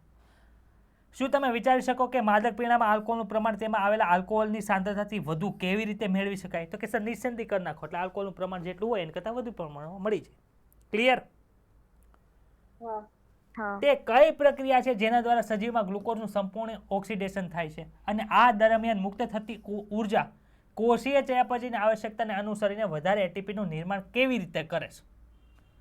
યુકેરિયોટિક કોષ ખબર છે ને, સુકોષ કેન્દ્રિય કોષ છે એ. આ બધા તબક્કાઓ કણાભસૂત્રની અંદર થાય છે અને આ માટે ઓક્સિજનની જરૂરિયાત હોય છે, એટલે એને શું કહેવાય? જારક શ્વસન. જારક શ્વસનને ઇંગ્લિશની અંદર એરોબિક રેસ્પિરેશન તરીકે ઓળખવામાં આવે છે. એ મારા અક્ષર પૂછે છે ને બધાને, નકર ખબર પડી જાય ભાઈ અહીંયા શું છે એરોબિક, અહીંયા શું આવે રેસ્પિરેશન, ઉપર જારક શ્વસન લખો. મેડિકલ વાળાને પાછળની કાંઈ ખબર ન હોય, આગળ શું છે એ લખીને જોઈએ. જો તમે દવાનું ઓલું જોઈએ ને પ્રિસ્ક્રિપ્શન, એમાં લખ્યું હશે ટેબ અથવા તો ઇન્જેક્શન લખ્યું હોય, અથવા તો કેપ્સ્યુલ લખ્યું હોય, અથવા તો સિરપ લખ્યું હોય, આવું લખ્યું હોય પછી નામ લખ્યું હોય. આવું નોટિસ કરતા શીખવા હોય, ડૉક્ટર બનવાના જ તમે. પછી આવું હોય 100 110 101, તો આવું થયું સવાર બપોર સાંજ. સવારે એક લેવાનું, સવારે સાંજ નથી લેવાનું, સવારે બપોર લેવાની, સાંજે નથી લેવાની, સવારને સાંજ લેવાની, બપોર નથી લેવાની. આવું બધું હોય, કંઈ હોય નહીં બીજું. જોયું છે ને આવું? કોઈકની દવા શરૂ હશે જોહે આજ કરે છે તો ખબર પડી જાય. અત્યારે નહીં, આવું આવતા વર્ષે શીખવાનું. આવતા વર્ષે નહીં, 6 મહિના પછી જ શીખવાનું. હવે ફિક્સ થઈ ગયું, જૂનમાં એન્ડમાં અથવા જુલાઈમાં લેવાનું છે એક્ઝામ, પણ માર્ચ મહિનાના એન્ડમાં બાયોલોજીનો કોર્સ તો પૂરો થઈ જશે, ટેન્શન લેવાની જરૂર નથી, હું કરી દઈશ. જારક શ્વસન તે એવી પ્રક્રિયા છે જેના દ્વારા કાર્બનિક પદાર્થોનું ઓક્સિજનની હાજરીમાં સંપૂર્ણ ઓક્સિડેશન થાય છે અને તેના પછી CO2 પાણી અને વધુ જથ્થાની અંદર મુક્ત ઉર્જા મુક્ત થાય છે. આ લાઈન તો 17 વખત ભણી આપણે આજે. આ પ્રકારની શ્વસન પ્રક્રિયામાં સામાન્યતઃ ઉચ્ચ કક્ષાના સજીવોમાં જોવા મળે. હું કામ ભાઈ ઉચ્ચ કક્ષાના સજીવોમાં? તો કે એમાં કણાભસૂત્ર હોય એટલે, બીજામાં કણાભસૂત્ર હોતો નથી એટલે થાય નહીં. આ પ્રક્રિયાઓ હવે પછીના વિભાગની અંદર અભ્યાસ કરશો એટલે આપણે હવે શરૂ કરીએ આગળની પ્રોસેસ. ચાલો ભાઈ, આ પાયરુવિક એસિડ ક્યાંથી આવ્યો હતો ભાઈ? કયો તો ગ્લાયકોલિસિસ થી. ક્યાં બન્યો હતો? કણાભસૂત્રની અંદર કે પછી કોષરસમાં? કોષરસમાં. Very good, કોષરસમાં. આ પાયરુવિક એસિડ ખબર પડી ને આપણને? ચાલો હવે આપણે ભણીએ જારક શ્વસન ક્યાં થયું.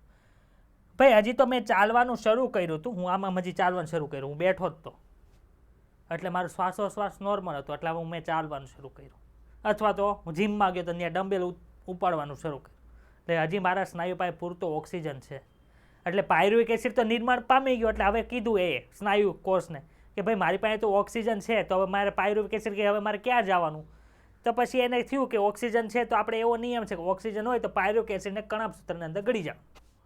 એ બધા ક્યાં વયા ગયા? કણાભસૂત્રની અંદર ગળી ગયા. જો અહીંયા એવું પાયરુવિક એસિડ, બરાબર. આ હવે પ્રોસેસ જે આ થાય છે ને એ કઈ જગ્યાએ થાય છે? કણાભસૂત્રની અંદર થાય છે. ભાઈ કણાભસૂત્રની અંદરનો જે ભાગ છે એને શું કહેવાય? સ્ટ્રોમા કહેવાય, મેટ્રિક્સ કહેવાય? સરસ હિમાંશુ, સરસ. હા તો આટલું તો મેં તેદી ગળા ફાડી ફાડીને કહેતો હતો, હરિતકણ ભણાવ્યું હતું તેદી કે આને શું કહેવાય એમ. આવું જ કરવાનો જ. અત્યારે ભૂલ સુધારવાનો ટાઈમ છે, એટલે હું કંઈ કહેતો નથી. અત્યારે ભૂલ જેટલી સુધાર એટલી સુધાર. નીટના પેપરમાં ભૂલ કરીને આવ્યો તો લાકડી ઠોકીશ. કેમ ભૂલ કરીને આવ્યો તું એમ? તમે મારતા મારતા મારા પપ્પા સાહેબ મારી નાખશો. હા તી તો કહે જ તે ને, તારી વાંહે પૈસા ભર્યા છે અહીંયા એટલે. આર્મીની ટ્રેનિંગ લેવા ગયો હોય ને આર્મીની ટ્રેનિંગ લીધા વગરનો ધોળો આવ્યો હોય તો ઢીબે જ તે ને ઘરે. પછી એમ ડૉક્ટર બનવા હાટુની જે એક્ઝામ છે એની ટ્રેનિંગ લેવા હાટું અહીંયા આવ્યો છો તો લીધા વગરનો હોય ધોકા ન પડે પછી. હાલો ભાઈ, આવ્યા કોણ? પાયરુવેટ. હજુ એક હિસાબ આપણે અહીંયા લખવાનો છે, હિસાબ કરવાનો છે. એક ગ્લુકોઝ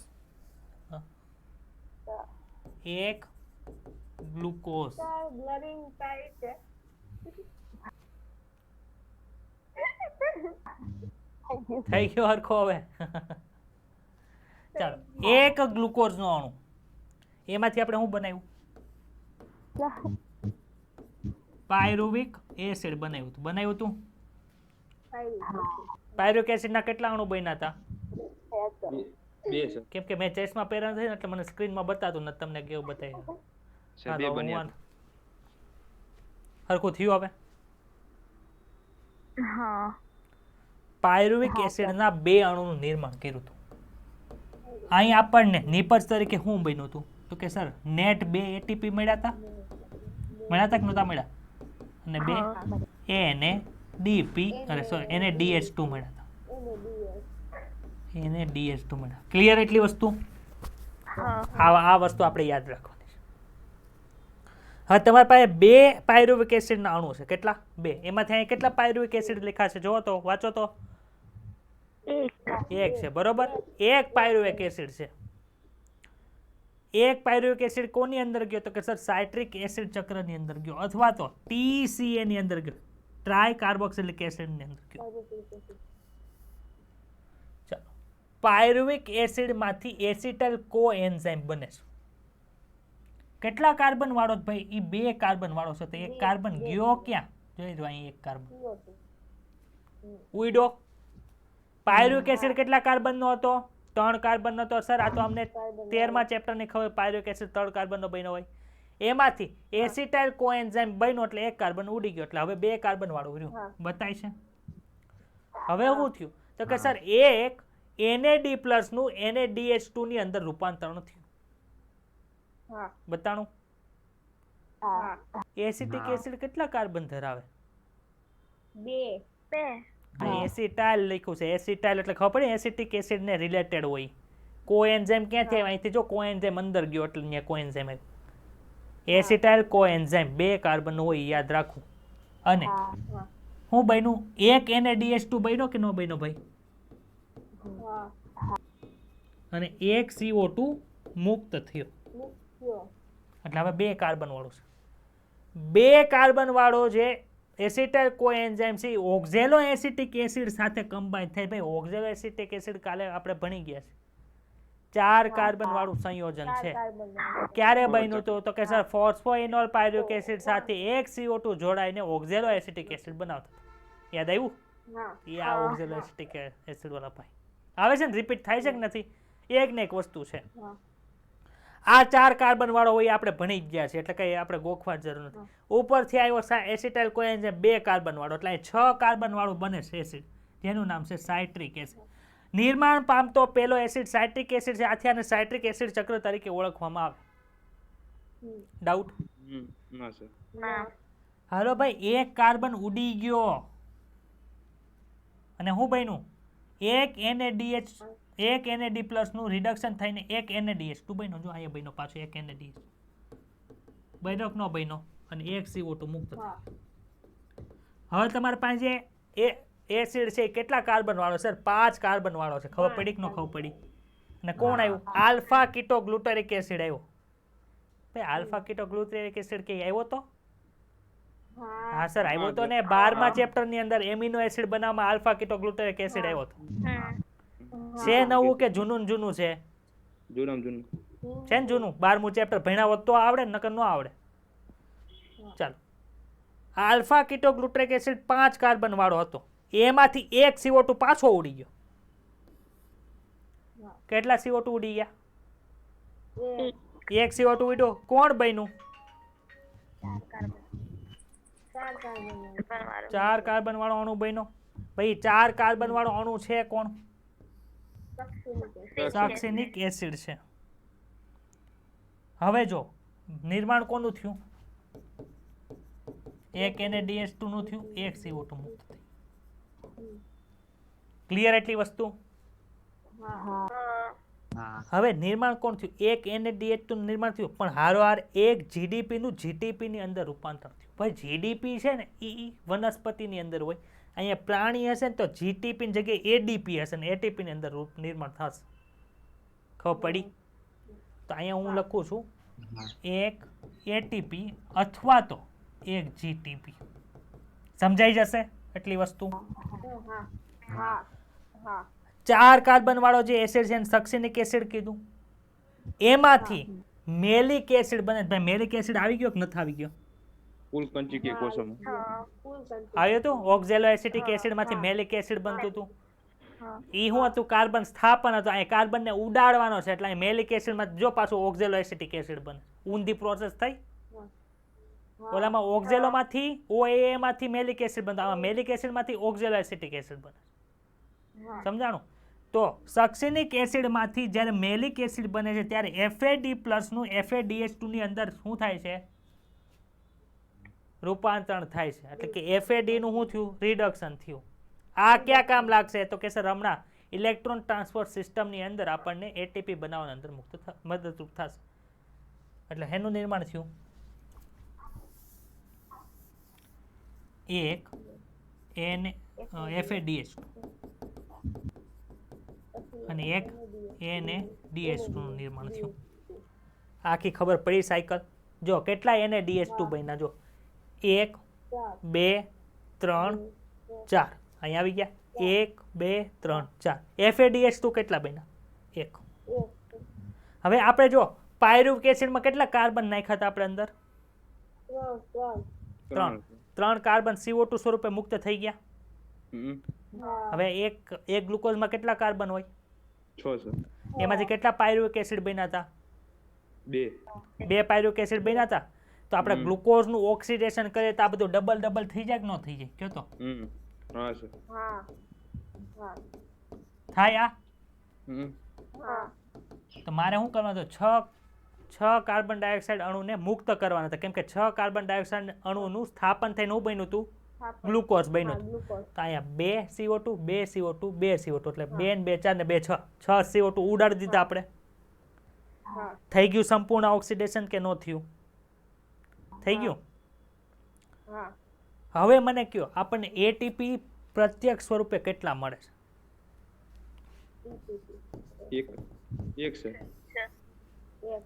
એક ગ્લુકોઝના ઓક્સિડેશન થવાથી હજી ઇલેક્ટ્રોન ટ્રાન્સપોર્ટ સિસ્ટમમાં નથી ગયા ઈ પહેલા મને કેટલા ATP મળે છે 4 ATP લખ્યા કોઈને ન સમજાણું હોય બોલો તો કે સર ગ્લુકોઝના એક અણુનું 2 પાયરુવિક એસિડનું નિર્માણ કરતા ત્યારે 2 ATP મળ્યા હતા આપણને 2 ATP પછી એક પાયરુવિક એસિડનું નિર્માણ થાય ત્યારે 1 ATP મળે છે એવા 2 થાય એટલે 2 + 2 4 થાય સર અહીંયા તમે 1 અગુણ્યા 2 કર્યું હતું પણ અહીંયા કેમ 2 જ આવ્યા અહીંયા 4 ન આવે તો ન આવે શું કામ એક ગ્લુકોઝનું અણુ થઈને જ તે આપણે 2 પાયરુવિક એસિડના નિર્માણ કરીએ એટલે અહીંયા બધે 2 આવ્યું અહીંયા આગળ 2 લખ્યા છે એની 2 ગુણ્યા 4 ન થાય પિનલ સમજાય છે બેન હા સર રેડી જતીન તને સમજાણું કે ઉપરથી ગયું માઇક શરૂ કરીને આન્સર દે માઇક જો નીચેથી ઓન થાય હા સર ઓકે ચાલો આગળ જવા દઈએ હવે હા ચાલો કેટલા ATP થાય જો તો અરે NADPH તો કેટલા થયા 2 2 4 2 6 2 8 8 ને 2 10 આગળ હતા કે નહોતા કયો તો આ તો આનીથી થયા ને એટલે જો અહીંયા લખું છું પાયરુવિક એસિડમાંથી શું થયું તો કે સર પાયરુવિક એસિડમાંથી તમે શું બનાવ્યું CO2 બનાવી પણ કેટલા 6 CO2 બનાવ્યા હવે બીજી કઈ વસ્તુ બની જો કેટલા છે 2 2 4 2 6 અને 2 8 8 NADP અરે સે NADH2 2 FADH2 અને 2 ATP અહીંયા હું કામ 4 નો આવ્યા ભાઈ 2 જ બન્યા ને જો 2 જ ATP અહીંયા બને છે ઓલા 2 લખાય તો અહીંયા ઓલ પાયરુવિક એસિડ નિર્માણ થયું ત્યારે થયા હતા એટલે એ 2 તો જો અહીંયા લખી નાખ્યા છે સમજાણું તો હવે જો કેટલા ATP નું ટોટલ નિર્માણ થાય છે 4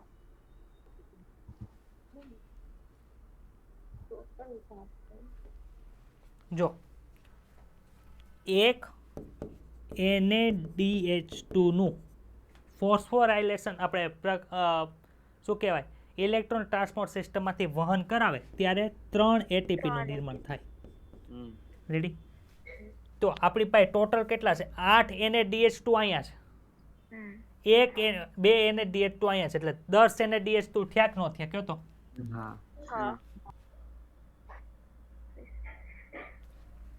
10 NADH2 થયા તો ટોટલ ATP કેટલા થાય 10 ગુણ્યા 3 = 30 ATP થાય કે ન થાય કોની મદદથી તો કે સર NADH2 ની મદદથી આમાં જો ગ્લાયકોલિસિસ આવી ગયું અને સાઇટ્રિક એસિડ ચક્ર આવી ગયું ખબર પડી ને 8 હતા એ TCA ચક્ર હતા 2 કોના હતા ગ્લાયકોલિસિસ હતા સમજાય છે બધાને ચાલો FADH2 હોય ને FADH2 એમાંથી બે એટીપી નું નિર્માણ. ભાઈ અહીંયા 3 હુકામ થયા ને 2 હુકામ થી ઇલેક્ટ્રોન ટ્રાન્સફર સિસ્ટમમાં હું સમજાવીશ, પણ અત્યારે યાદ રાખો 2 એટીપી નું નિર્માણ થાય. તો આપણી પાસે કેટલા છે FADH2 કયો તો? 2 FADH2 એટલે શું થાય? 2 ગુણ્યા 2 4 એટીપી થયા. ટોટલ બીજા એટીપી કેટલા છે? તો કે સર 2 એટીપી છે ને એ આપણને ગ્લાયકોલિસિસમાં મળ્યા હતા અને 2 એટીપી છે એ TCA સાયકલમાં મળ્યા હતા. હવે ગણતરી કરો. 30 ને 4 34, 34 ને 4 જવાબ મળી ગયો. સંપૂર્ણ ઓક્સિડેશન થી 38 એટીપી નું નિર્માણ હું કામે થયું? હવે આમાં પ્રશ્ન કેવા પૂછે ખબર? તમારી પાસે 2 ગ્લુકોઝના અણુ છે તો એનું તમે ગ્લાયકોલિસિસ કરાવો તો કેટલા એટીપી નું નિર્માણ પ્રત્યક્ષ રીતે થાય એવું પૂછ્યું છે. તો તમને ખબર છે એક ગ્લુકોઝનું હું કરાવીશ ને તો મને 2 એટીપી મળે છે, તો 2 નું કેટલું થાય? 4 એટીપી એનો આન્સર આવે. એટલી ખબર પડી. આ ગણતરી જે સમજેલા હશે ને એને વાંધો નહીં આવે, ગમે ત્યાંથી ગમે એવો ક્વેશ્ચન કાઢીને મૂકે. સમજાઈ ગયું? આ ખાસ યાદ રાખો. કેટલા NADH2 થયા, કેટલા FADH2 થયા. આમાં ચાર્ટ આધારિત પ્રશ્ન મૂકી દઈ. આ જે છે એમાં ચાર્ટ આધારિત પ્રશ્ન, અહીંયા A લખી નાખે, B લખી નાખે, C લખી નાખે. તો આ ક્રમ યાદ હોવો જોઈએ કે ક્યાંમાંથી કયો એસિડ બને છે અને કયા દરમિયાન. જો અહીંથી કાર્બન છે ને ઘટતા જાય છે એટલે CO2 તો મુક્ત થતા જ જાય. જો એક CO2 અહીંયા, બીજો CO2 અહીંયા, ત્રીજો CO2 અહીંયા, પછી CO2 મુક્ત નથી થતા. જ્યાં CO2 મુક્ત થયા છે ને ત્યાં NADH2 તો બને જ છે. જો અહીંયા CO2 મુક્ત થયો ત્યાં NADH2 બને, અહીંયા CO2 મુક્ત થયો તો NADH2 બને, અહીંયા CO2 મુક્ત થયો તો NADH2 બન્યો. પરંતુ છેલ્લો CO2 ઉડ્યો ને એટલે કંઈક સારું કામ કર્યું, CO2 ને ઉડાડી દીધો એટલે એને રિવોર્ડ તો મળવો પડે, તો એક એટીપી હારો હાર બને છે. હવે તો 4 કાર્બન વાળો એસિડ નાખ્યો તો 4 કાર્બન વાળો એસિડ આપણે આપવો પડે કે ન આપવો પડે? બરોબર. તો એક તો સક્સેનિક એસિડ બની ગયો, તો એમાંથી એ પગલું ભરીને મેલિક એસિડ બનાવ્યો, તો એને છે ને મોટો રિવોર્ડ NADH2 નો આપ્યો, નાનો રિવોર્ડ આપ્યો FADH2 રિવોર્ડ. હવે શું કર્યું? મેલિક એસિડને તમે ઓક્ઝેલોએસિટિક એસિડમાં લઈ ગયા ને એટલે મોટો રિવોર્ડ આપ્યો, જે જોતું હતું એ મળી ગયું ભાઈ. આ તો NADH2 ને રિવોર્ડ તરીકે આપ્યો. ખબર પડી છે કાંઈ અઘરું? ઓક્ઝેલોએસિટિક એસિડમાંથી સક્સેનિક એસિડ બને, સક્સેનિક એસિડમાંથી આલ્ફા કીટોગ્લુટરિક એસિડ બને. એમાંથી હું બન્યું? તો કે સર સોરી, ઓક્ઝેલોએસિટિક એસિડમાંથી સાઇટ્રિક એસિડ, એમાં આલ્ફા કીટોગ્લુટરિક એસિડ બને, પછી સાઇટ્રિક એસિડ બને, મેલિક એસિડ બને અને પાછું OA બની. તો નવીન ખાલી કાંઈ આવ્યું જ નથી, બધું ભણી ગયા છે. સાઇટ્રિક એસિડને તમે ભણી ગયા હોય એલામાં, સક્સેનિક એસિડ એ તમે કેમિસ્ટ્રીમાં ભણી ગયા એટલે કાંઈ એકેય નામ અઘરા નથી, હાવ હેલા છે. હિમાંશુ હેલું થઈ ગયું ને કે અઘરું લાગે છે? ના સર, કોઈ અઘરું નથી લાગતું. હા, તો મોટા ફડાકા મારતો સર બહુ અઘરું ચેપ્ટર છે, અઘરું ચેપ્ટર છે. કાંઈ અઘરું નથી, હાવ હેલું છે. થઈ ગયું ને હેલું? હા સર, થઈ ગયું સર. ચાલો હવે રીડ કરશો તમે? હવે જો અહીંયા કહી દો, અહીંયા શું થાય? જો પાયરુવેક એસિડ આપણે નાખ્યો તો કે નહોતો નાખ્યો? કોએન્ઝાઇમ નાખ્યો તો કે નહોતો નાખ્યો? NAD+ નાખ્યો તો કે નહોતો નાખ્યું? હવે પાછળ ભણ્યા એમાં શું નહોતો આવ્યો? તો કે સર Mg2+ નહોતું. હવે જો આમાંથી છે ને હાઇડ્રોજન મુક્ત થાય છે કે નથી મુક્ત થતા? બધામાં NADH2 બને તો NAD માં હાઇડ્રોજન આપણે નાખીએ છીએ, પણ બધા આવ્યા ક્યાં? તો પાયરુવેક એસિડમાંથી જ ઉડતા હતા. તો હાઇડ્રોજનને દૂર કરવાની જે પ્રોસેસ હોય એને શું કહેવાય? ડિહાઇડ્રોજિનેસ કહેવાય કે ન કહેવાય? પ્રક્રિયાને ડિહાઇડ્રોજિનેશન કહેવાય, પણ જે ઉત્સેચક હોય એને શું કહેવાય? ડિહાઇડ્રોજિનેસ કહેવાય. ભાઈ કેમાંથી મુક્ત કર્યા હતા? તો કે સર પાયરુવેક એસિડમાંથી મુક્ત કર્યા હતા. પાયરુવેટ ડિહાઇડ્રોજિનેસ અહીંયા નામ આપ્યું છે. સમજાશે? બન્યું હું? તો કે સર એસિટાઇલ કોએન્ઝાઇમ બન્યો, એક CO2 મુક્ત થયો અને NADH2 બન્યા. પહેલો તબક્કો પાયરુવેક એસિડ કડપ સૂત્રની અંદર વયું જાય મેટ્રિક્સની અંદર, જે પહેલો તબક્કો થઈ અહીંયા દર્શાવેલો છે. યાદ રહી જશે? તો એટલું રીડિંગ કરી નાખો. ચાલો એટલું રીડિંગ કરો.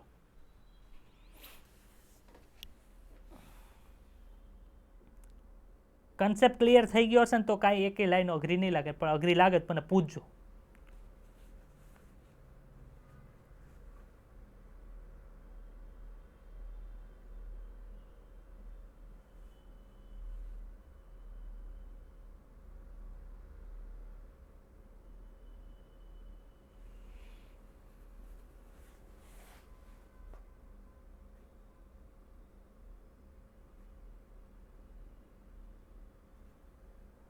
જો એમાં 2 તબક્કા લખાય ને, પહેલો તબક્કો ને બીજો તબક્કો બતાણો.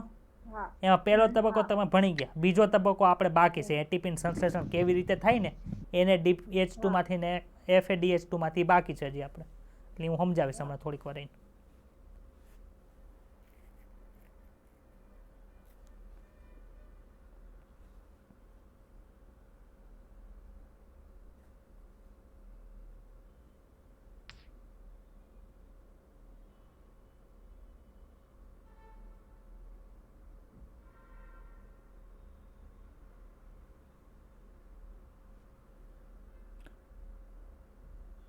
ડી કાર્બોક્સિલેશન એટલે શું થાય? કાર્બન છૂટા પડે છે એને.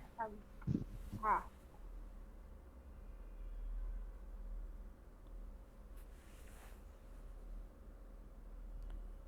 ઓક્સિડેટિવ એટલે શું થાય? કયો તો ઓક્સિડેટિવ એટલે શું થાય? ઓક્સિજન ઉમેરો. આમાં ક્યાં ઓક્સિજન ઉમેરાતો હતો? હાઇડ્રોજન દૂર થતો હતો, હા એટલે ઓક્સિડેશન થયું કહેવાય કે ન કહેવાય? તે ઓક્સિડેટિવ ડી કાર્બોક્સિલેશન કહેવાય. આગળ આવશે ને ઓક્સિડેટિવ ફોસ્ફોરાઇલેશન આવશે, હમણાં જોજો. બરાબર, એટીપી બનાવશું ને ત્યારે ઓક્સિડેટિવ એટલે કે ઓક્સિડેશન થાય છે ને હાઇડ્રોજન દૂર થાય છે ને ફોસ્ફરસ એમાં ઉમેરાય છે, એટલે શું કહેવાય? ઓક્સિડેટિવ ફોસ્ફોરાઇલેશન આગળ આવશે. અહીં ઓક્સિડેટિવ ડી કાર્બોક્સિલેશન છે.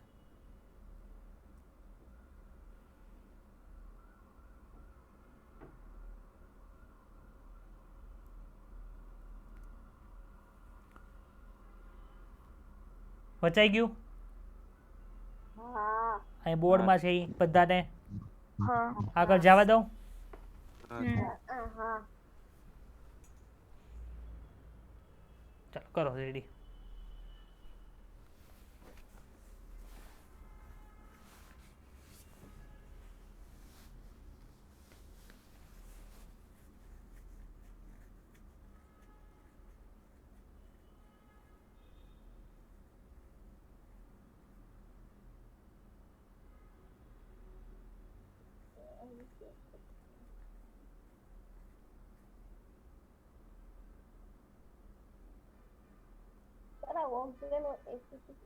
પાણી છે તારે ક્યાં છે?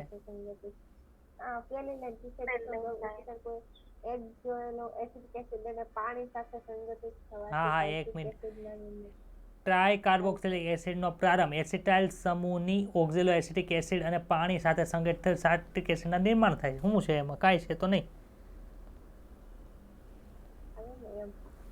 નો સમજાણું?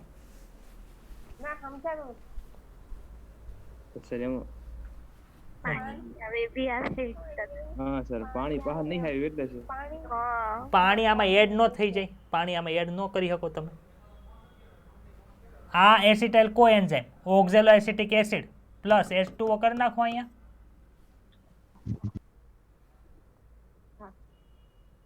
થાય ને? આગળ નતું આવ્યું આમાં. હા પણ હવે જ ખબર પડી ને. હા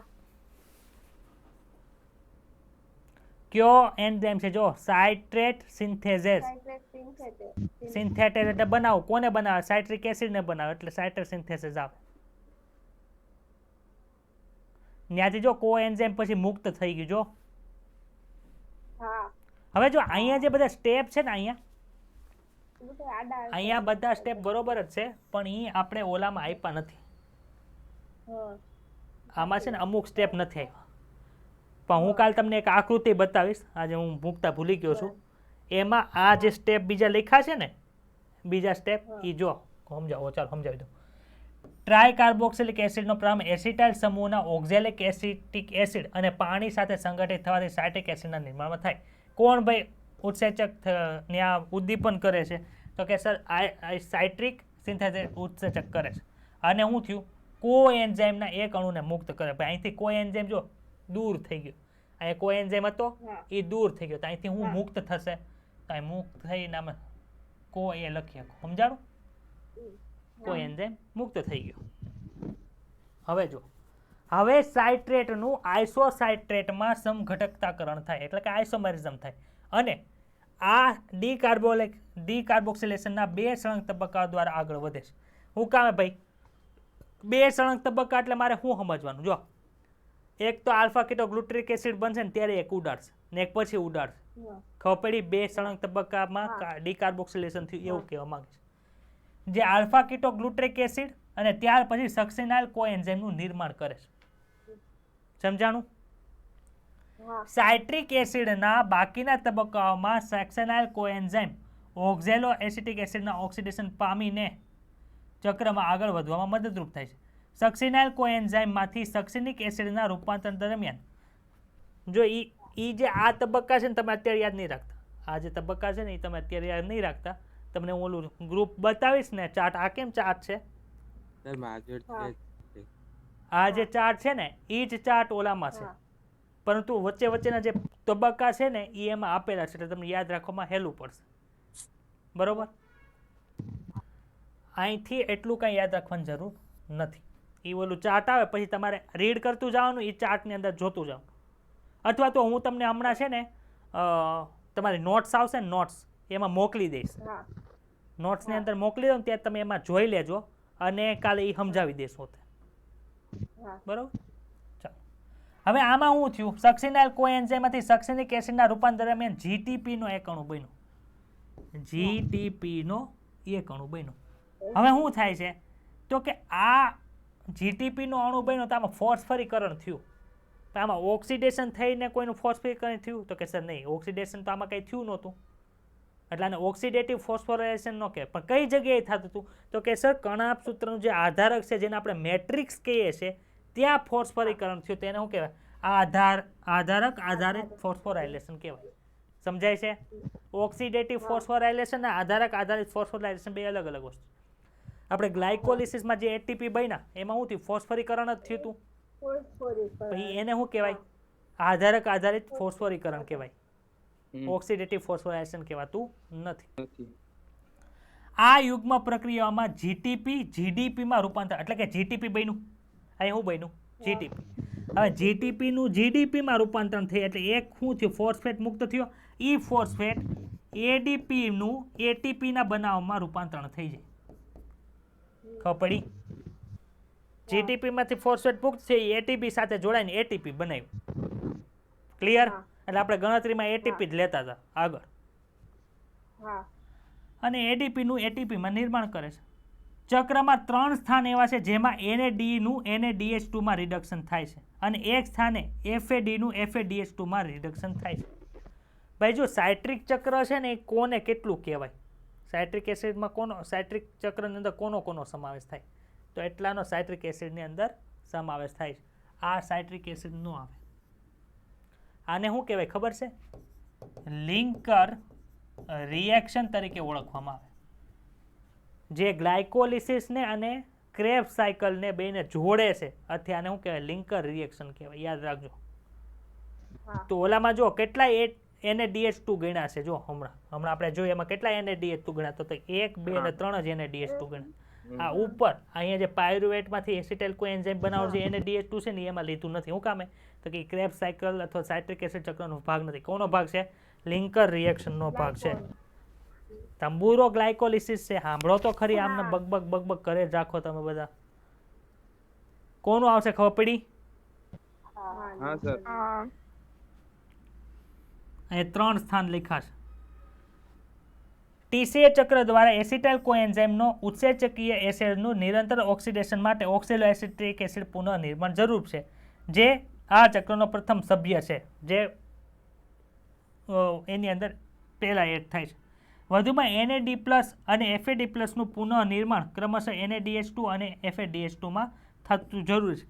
એટલે શું થાય? આપણે શક્તિ જો તો NADH2 જેટલા વધુ બને એટલો આપણને ફાયદો, FADH2 જેટલા બને એટલો આપણને વધુ ફાયદો થાય. થાય કે ન થાય?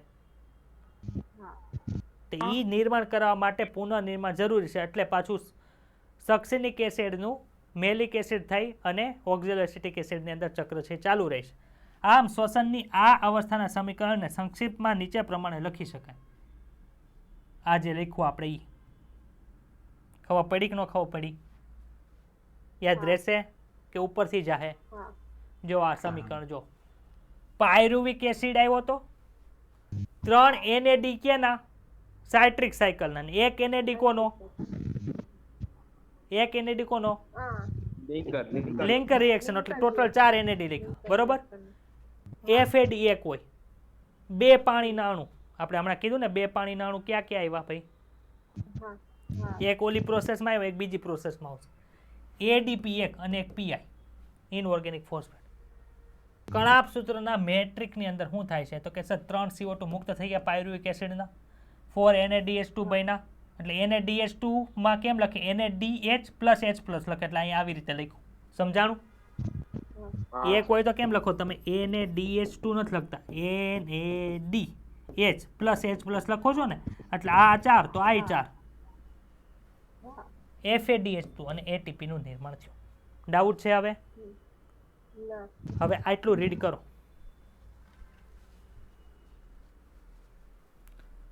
પછી મને કહો કેટલાને ઊંઘ આવવા મળી?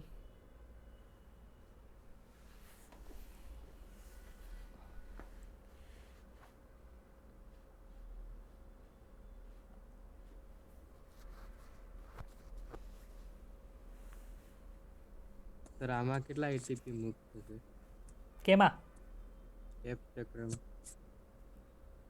હા ક્રેબ્સ ચક્રની અંદર આધારિત એક પાયરુવિક એસિડ પૂછ્યું હોય ને તો એક એટીપી મુક્ત થાય, અને એક ગ્લુકોઝના અણુના ક્રેબ્સ ચક્રથી કેટલા અણુ પૂછ્યા હોય ને તો 2 આવે, કેમ કે 2 પાયરુવિક એસિડ હોય એટલે.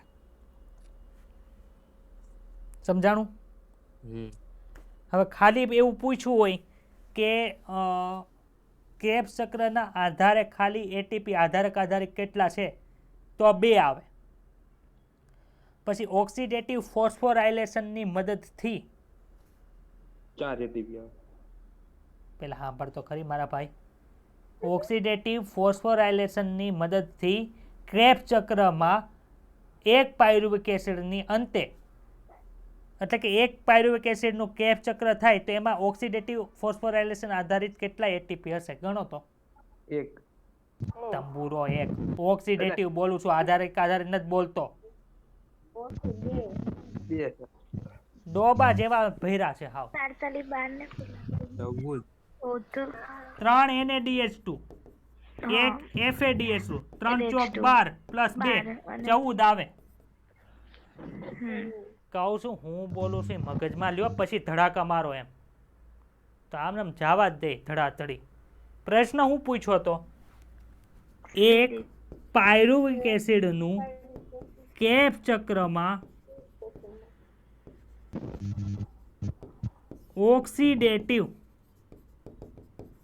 ફોસ્ફોરાયલેશન ના અંતર કેટલા? ભાઈ આપણને ખબર છે ક્રેબ્સ ચક્રમાં કેટલા NaDH2 હોય? 3 હોય. FADH2 કેટલા હોય? 1 હોય કે ન હોય? એક પાયરુવિક એસિડની વાત થાય. એક ગ્લુકોઝનો અણુ કીધું હોય તો આ ડબલ થઈ જાય. 3 NaDH2 માંથી 12 એટીપી બનશે, આમાંથી 2 એટીપી 14 આવે. ખબર પડી? સમજાણું કે ન સમજાણું? છે અઘરું કઈ એટીપી ની ગણતરી? હા હેલું છે, પણ સમજવું જ નથી ને. હું ઉતાવળ વહી જાતી હશે ને ખબર નથી પડતી. બીજા 2-3 પૂછજો સાહેબ પ્રશ્ન. પૂછું હમણાં ટેસ્ટમાં મૂકીશ, આવા જ પ્રશ્ન મૂકીશ આજે ડીપીપીમાં. ગણજો બેઠા નિરાંતે. વાંચો એટલું વાંચો. આ સંતોષ સમજાણું ભાઈ? હા સર. 2 જણાના મોબાઈલના ચાર્જિંગ પૂરા થઈ ગયા છે, તે ભાઈ વયા ગયા છે. એક બેન ને એક ભાઈ વયા ગયા છે.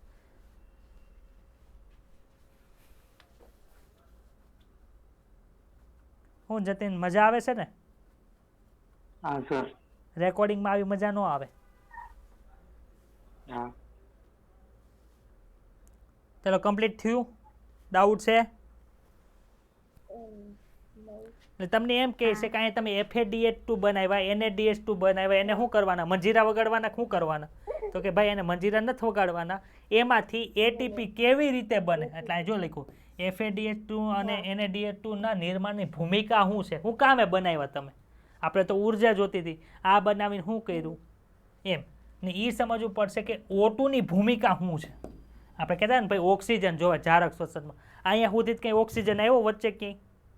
ગ્લાયકોલિસિસમાં ઓક્સિજન નતો, ક્રેબ્સ ચક્રમાં ઓક્સિજનનો કઈ રોલ હતો? તો ઓક્સિજન શું કામ જરૂર પડી, એનો રોલ શું છે, અને એટીપી કેવી રીતે બને એ તમે સમજાવો એવું કહેશ. ચલો હવે આપણે સમજાય. આપણે કીધું હતું ને આજે પૂરું ન થાય ત્યાં લગી હું ઘરે જવા દેવાનો નથી. તમારે જે કરવું એ કરી લેજો. બેહવાનું છે ને? કેટલા પેજ બાકી? ના ના કાંઈ નથી બાકી હાવ હેલું છે ચાલો. સાવ ઇઝી છે કાંઈ નથી. હાલો આપણી પાસે શું છે અત્યારે તો કે સર NaDH2 છે, FADH2 છે, એટીપી તો ડાયરેક્ટ યુઝ થઈ જાય, એટીપી કંઈ ગણવાનો હોય નહીં. ઓક્સિજન NaDH2 ને FADH2 તમે શું કરવાના એ સમજો. ભાઈ આવો હાલો ભાઈ કણાભ સૂત્રની અંદર જાઓ. ભાઈ આપણે કણાભ સૂત્ર જોયું હતું, આવું હતું કણાભ સૂત્રનું બાહ્ય પટલ હતું ને સર, આ અંતઃપટલ હતું. આવું અંતઃપટલ આવું ગળીમાં હતું જેને આપણે ક્રિસ્ટી કહેતા હતા. કહેતા હતા ક્રિસ્ટી? હા સર કહેતા હતા. આ જે તમને બતાવે છે ને આ ભાઈ પોતે એ કોણ છે? ક્રિસ્ટીનું પટલ છે. એમાં હું હવે છે ને થોડોક ચિત્રકામ કરી રહ્યો છું. હું કરું છું ચિત્રકામ. કલર કઈ જગ્યાએ કયો છે ને જોજો. ચાલો ભાઈ આ ભાગ હું રંગબેરંગીથી કરું છું. આ ભાગ કયો કહેવાય? આને કહેવાય હું ઈ કયો તો હે ક્રિસ્ટીની પટલની અંદરનો ભાગમાં હું જે કલર પૂરું છું એને શું કહેવાય એમ હું પૂછું છું. મેટ્રિક્સ કહેવાય કે ન કહેવાય? તો આ પટલ છે એક બાજુ શું હશે? મેટ્રિક્સ હોય કે ન હોય? જો આ બધે મેટ્રિક્સ છે ભાઈ. કલર પૂરો કલર, કલર પૂરો કલર, આ બધો કલર પૂરો થયો. આ શું છે? મેટ્રિક્સ. ખબર પડી? આ મેટ્રિક્સમાં શું હોય કયો તો? આગળ આપણે કઈ પ્રક્રિયા કરી હતી? ગ્લાયકોલાઇસિસ. અરે આની પેલા ક્રેબ્સ ચક્ર ભણ્યા. હું ગ્લાયકોલાઇસિસ ભણ્યા હતા. ટીસીએ ચક્ર સર ભણ્યા હતા TCA. હા TCA. તો TCA દ્વારા જે બન્યું હોય અહીંયા પડ્યું ન હોય સર. અહીંયા તો NaDH2 હોય, NaDH2, FADH2 હોય કે ન હોય? કયા ભાગમાં છે જો તો? મેટ્રિક્સમાં છે કે નહીં? આ મેટ્રિક્સ છે, આ મેટ્રિક્સ છે ને આ પડદો છે. તો આ પડદો થાય કે ન થાય? આ ગ્રીન કલર વાળો પડદો. હવે શું આવે સર? બાહ્યક તો અવકાશ હોય કે ન જોવા મળે આપણને? અવકાશ. ચલો આપણે અવકાશ દોરીએ. હવે અવકાશ એટલે કે ખાલી જગ્યા ટૂંકમાં. હા જો અહીંયા અવકાશ દોરું છું.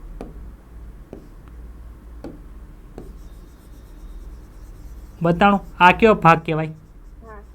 બે પડદો, અંદરનો પડદો અને બહારના પડદે વચ્ચેની જગ્યા હોય કે ન હોય?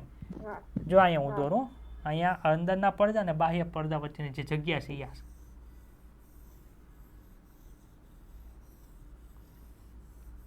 બતાણું તમને કઈક આવું. તમે શું દોર્યું છે ખબર પડી તમને?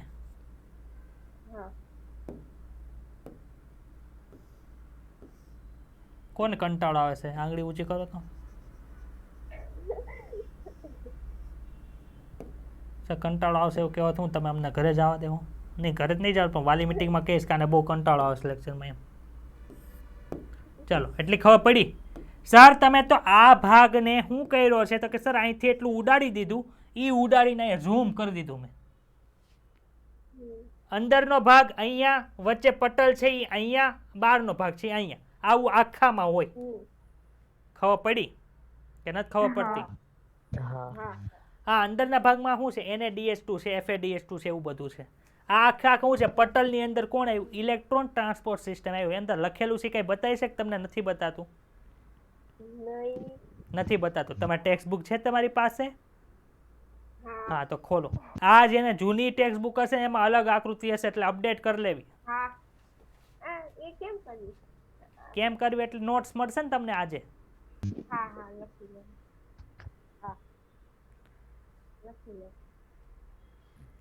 ટેક્સ્ટ બુક ની વાત થાય છે, ડાયાગ્રામ બુક ની વાત નથી થતી સુરભીબેન. પેજ મૂક્યું તો ને એમાં સાહેબ. ચાલો જલ્દી જલ્દી ઓપન થઈ ગયું બધાને? ચાલો ઉપર આધારક લખ્યું છે, કણાભ સૂત્રી અંતઃપટલ લખ્યું છે એટલે કે ક્રિસ્ટી છે ને આંતરપટ્ટી એટલે અવકાશ છે. એ ખબર પડી ગઈ ને? હવે જો શું થાય છે. અહીંયા કોમ્પ્લેક્સ 1 છે, કોમ્પ્લેક્સ 2 અહીંયા છે, કોમ્પ્લેક્સ 3 અહીંયા છે, કોમ્પ્લેક્સ 4 અહીંયા છે ને કોમ્પ્લેક્સ 5 નીચે આવશે. કેટલા ટોટલ કોમ્પ્લેક્સ છે? 5 કોમ્પ્લેક્સ છે. 5 છે. ખબર પડી? હવે જો NaDH2 જેટલા હશે ને, જેટલા NaDH2 એ પોતાની અંદર હોય હું NaDH2 ને તોડો શું નીકળે?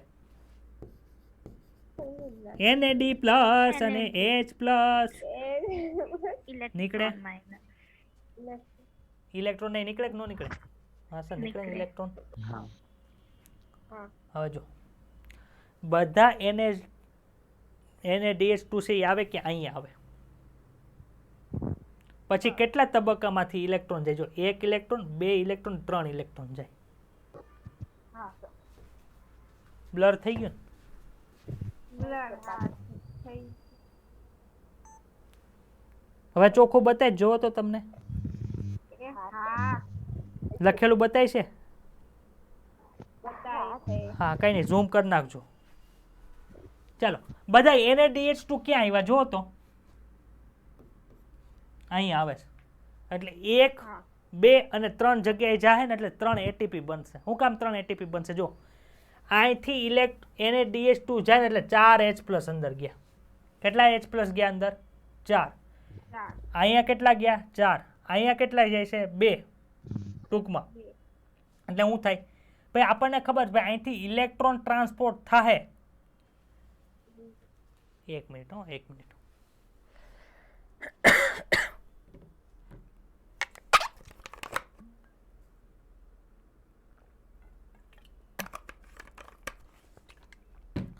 જો પ્રકાશ સંશ્લેષણમાં આવો કન્સેપ્ટ હતો, કેમિયો ઓસ્મોટિક સિદ્ધાંત. એમાં શું થતું હતું તો કે સર H+ ની સાંદ્રતા વધી જતી હતી ને એટલે શું થાય? હા ઢોળાંશ તૂટે અને ATP બને, એવું થતું હતું. એ સેમ ટુ સેમ કન્સેપ્ટ અહીંયા છે. જો અહીંયા નીચેની બાજુ જો F0 અને F1 વાળું આવ્યું, બતાવીશ નીચેની સાઈડમાં, આવ નીચે. અહીંથી H+ શું થાય છે? આમ જાય ને એટલે અહીંયા ATP ના ADH ના ATP બને. કન્સેપ્ટ એ જ છે. પરંતુ અહીંયા શું કરવું પડે? H+ વધારે લાવવો પડે. H+ અહીંયા વધારે આવશે એમ ઢાળ વધશે અને ઢોળાંશ તૂટશે એટલે ATP બનશે. તો અહીંયા H+ આવે ક્યાંથી? તો ભાઈ પેલું જે કોમ્પ્લેક્સ છે ને એને શું કહેવાય? જો વાંચો તો શું લખ્યું છે? NaDH ડિહાઇડ્રોજિનેસ ને હશે ઉત્સેચ. એટલે શું કરશે? NaDH નું તોડી નાખશે, NaD+ બનાવશે ને હાઇડ્રોજનને છૂટા કરી દેશે. જો NaDH ને તોડી નાખ્યું, NaD છૂટો કર્યો ને NaH+ અંદર આવ્યા કે ન આવ્યા? ભાઈ H+ અંદર શું કામ આવ્યા? તો કે સર ઓલામાં જેમ કોણ હતું પ્રાથમિક ગ્રાહક પાસે? કોણ હતું એ PS2 માં? પ્લાસ્ટોક્વિનોન હતું. એ શું કરતું હતું? H2 જોડી દેતું હતું, પછી ઇલેક્ટ્રોન બીજાને આપી દેતો એટલે H+ અંદર આવી જતા હતા. યાદ આવશે સાઇટોક્રોમ માંથી? એમ જો અહીંયા થશે FeS બંનેની બધાની અંદર Fe અને S નું આખું સંકુલ બનેલું છે. ત્યાંથી 2 ઇલેક્ટ્રોન આની પાસે ગયા અને નીચે આવ્યા કોની પાસે? યુબીક્વિનોન પાસે આવ્યા. કોની પાસે આવ્યા? બધામાં કોણ હતું? પ્લાસ્ટોક્વિનોન હતું. અહીંયા કોણ છે? યુબીક્વિનોન છે. ત્યાંથી અંદરની બાજુએ H2 આવ્યું અને ઈ H2 ક્યાં મુક્ત થયા? તો કે સર અહીં બહાર મુક્ત થાય. અંદરની બાજુ આંતરપટ્ટી અવકાશની અંદર ગયા. ત્યાંથી પાછો યુબીક્વિનોન માંથી ઇલેક્ટ્રોન ફરતો ફરતો સાઇટોક્રોમ B પાસે આવ્યો. બતાવીશ તમને નીચે B પાસે. અહીં બતાડો. સાઇટોક્રોમ B માંથી પછી શું થાય? તો કે સર ઈ FeS નું આખું સંકુલ છે, ત્યાંથી H+ ની અંદર મૂકશે. આમ હકીકતમાં શું હોય? કોમ્પ્લેક્સ 1 આવે, પછી કોમ્પ્લેક્સ B આવે, પછી કોમ્પ્લેક્સ 3 આવે, પછી કોમ્પ્લેક્સ 4 આવે, પછી કોમ્પ્લેક્સ 5. પણ અહીંયા આપણે ટેક્સ્ટ બુકમાં કોમ્પ્લેક્સ 1 ને ઉપર દર્શાવ્યું, કોમ્પ્લેક્સ 2 પાસે નીચે દર્શાવ્યું છે. પણ ઇલેક્ટ્રોન જો 2 થી 3 પાસે જાય છે ને 1 થી 3 પાસે જાય છે. ખબર પડી? હવે જો FADH2 છે ને, FADH2 ઈ ક્યાં આવશે? કોમ્પ્લેક્સ 2 ની અંદર આવશે. ક્યાં જાય? કોમ્પ્લેક્સ 2 પાસે. કોમ્પ્લેક્સ 2 પાસે ગયું એટલે શું થયું? ને સેમ પ્રોસેસ થાય. યુબીક્વિનોન આવ્યું, યુબીક્વિનોન હાઇડ્રોજન વાળું થયું ને પછી એને હાઇડ્રોજન અંદર નાખી દીધા. ખબર પડી? તો ATP બને કેટલા? 3 ATP. શું કામ બનશે? તો કે સર NaDH2 છે ને ઉપરથી નીચે જાય એટલે કે પેલી સંકુલ પાસેથી નીચે જાય છે ને એટલે એના હાઇડ્રોજન વધુ અંદર જાય છે અને એને લીધે વધુ ATP બને. યુબીક્વિનોન આપણે સોરી FADH2 છે એ સંકુલ 2 પાસે જાય છે એટલે કે એના અમુક હાઇડ્રોજન છે એ ઓછા જશે અંદર એટલે એનાથી ઓછા ATP બનશે. ખબર પડી કે નથી ખબર પડતી? સર પેલું FMN એ પેલા સમજાવો. પેલા આ તો કે હા કે ના? હા એ તો ખબર પડી. બીજા બધાને? હા સર. કે તુષાર ઉપરથી જાય છે? Tushar sorry sir. Okay. Himanshu Hiral, penal, હા સર. સુરભી, હા એક એકને પૂછવું પડે. એટલી ખબર પડી? જો યુબીક્વિનોન સોરી NaDH2 છે, NaDH2 એ ક્યાંથી ક્યાં ગયું? NaDH2 અહીંથી હાઇડ્રોજન પ્લસ અંદર નાખ્યા, કોમ્પ્લેક્સ 3 માંથી અંદર નાખ્યા ને કોમ્પ્લેક્સ 4 માંથી નાખે છે. 3 જગ્યાએથી હાઇડ્રોજન ગયા કે ન ગયા એના અંદર? તો એના એટીપી કેટલા બને ભાઈ? 3 એટીપી બને. FADH2 ક્યાંથી નાખે? તો કે સર 2 પાસેથી નાખશે અને 3 અને 4 પાસેથી જ જાય. ઉભા રહ્યો, 2 પાસેથી ગયું ને 3 પાસેથી ગયું, 4 પાસેથી H પ્લસ એના ન જાય એટલે 2 શું કરશે? તો કે સર 2 એટીપી એના બનાવશે. ખબર પડી હા કે ડાઉટ થયો? જો રીડિંગ કરશો એટલે તમને ખબર પડશે વધારે. સાહેબ આ થોડું અલગ અલગ સમજાવો છે. હા સર. એટલે સાહેબ જો રીડિંગ કરાવું પેલા હા, સર, રીડિંગ કરાવું, પેલા રીડિંગ કરાવું ને બાજુમાં દોરી દોરીને એક એક સ્ટેપ સમજાવું, હાલશે? હા એ ચાલશે. આ પટલ હમ.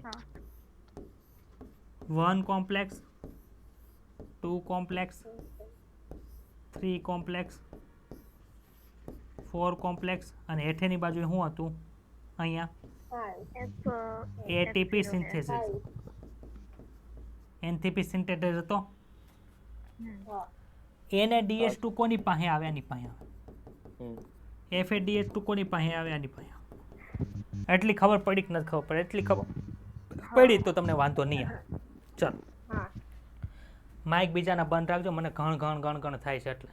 ચલો, શ્વસનની પ્રક્રિયાના હવેના તબક્કામાં NaDH2 અને FADH2 માં સંશય પામેલી ઉર્જા મુક્ત થાય તેમજ તે ઉપયોગમાં લેવાય છે. આ ત્યારે પ્રાપ્ત થાય છે જ્યારે તેનું ઓક્સિડેશન ઇલેક્ટ્રોન પરિવહન તંત્ર દ્વારા થાય છે.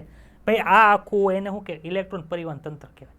ઇલેક્ટ્રોન અહીંથી આમ જાય, અહીંથી આમ જાય. ખબર પડી? એટલી ક્લિયર થયું?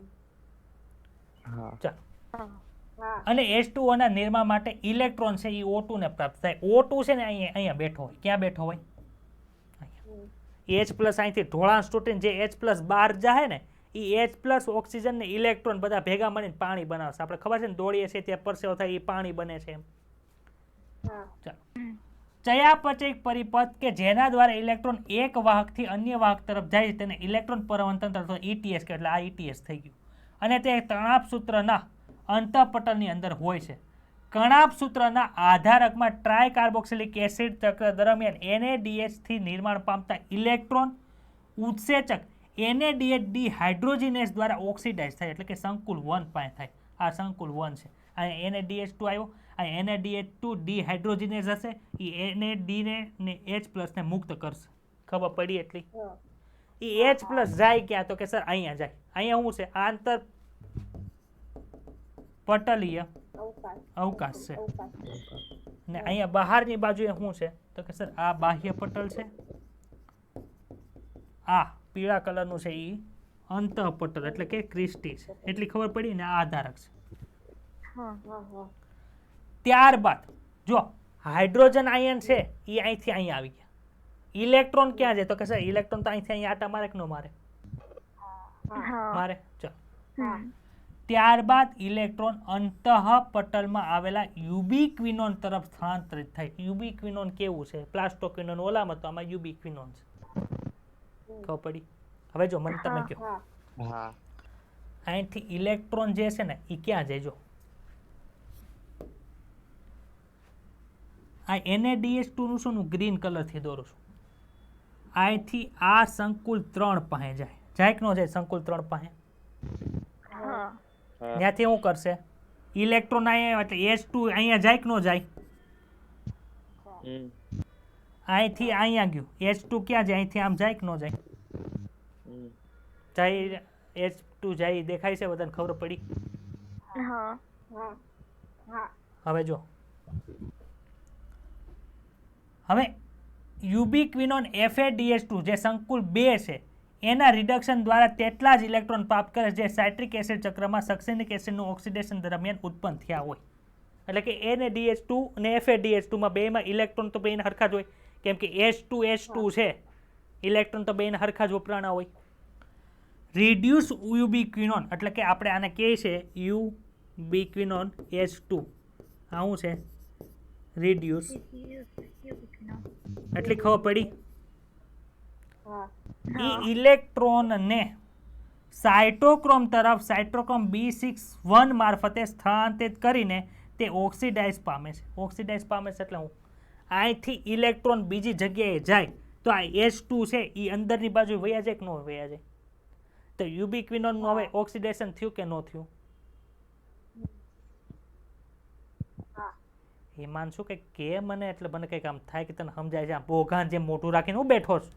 અલા સર અંદર ચોપડીને જોરું એટલે જ. હા એટલે સમજાણું કે ન સમજાણું અહીંયા? ઓય ઓય ઈ ક્યુ છે સંકુલ 3 છે. જો સંકુલ 3 પાસે એવું થતું હશે.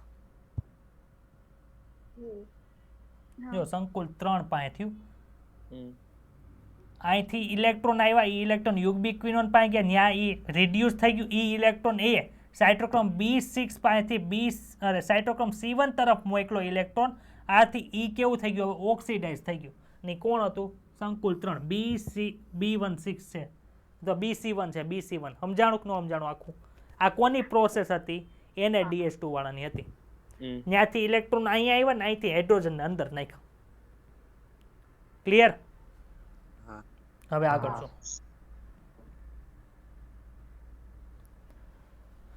સાયટોક્રોમ સી એક નાનો પ્રોટીન છે જે અંતઃપટલની બાહ્ય સપાટી પર જોડાયેલો હોય છે, જે ઇલેક્ટ્રોનને સંકુલ 3 અને સંકુલ 4 ની વચ્ચે સ્થળાંતર કરાવનાર ગતિશીલ વાહકના સ્વરૂપમાં કાર્ય કરે છે. ભાઈ કોની વાત થઈ? તો કે સર સાયટોક્રોમ સી ની વાત થાય. તમને આમાં સાયટોક્રોમ સી બતાવી જોઈ દો અહીંયા. ક્યાં બાજુ છે? આ બાહ્ય પટલ બાજુ છે બાહ્ય પટલ બાજુ. કોની વચ્ચે સ્થળાંતર કરે? સર સાયટોક્રોમ એટલે સી જે છે 3, ત્યાંથી તે ઇલેક્ટ્રોનને જો અહીંથી લઈ ગયા સાયટોક્રોમ 4 તરફ લઈ ગયા, સંકુલ 4 તરફ. સમજાણું? આ કેવું પ્રોટીન છે? પાડા જેવું છે કે નાનું એવું છે? નાનું.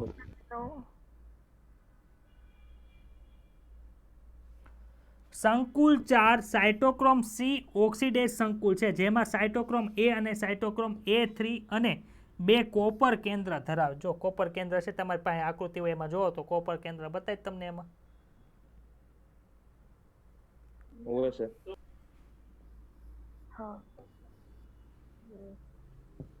બતાણું ઉભા રહો, બીજી કલર થી કરું, આ નહીં બતાતો હોય આમાં.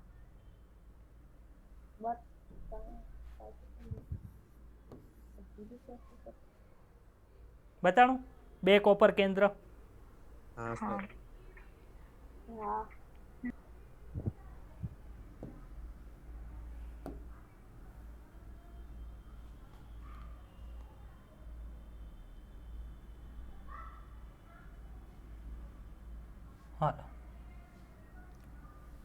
જ્યારે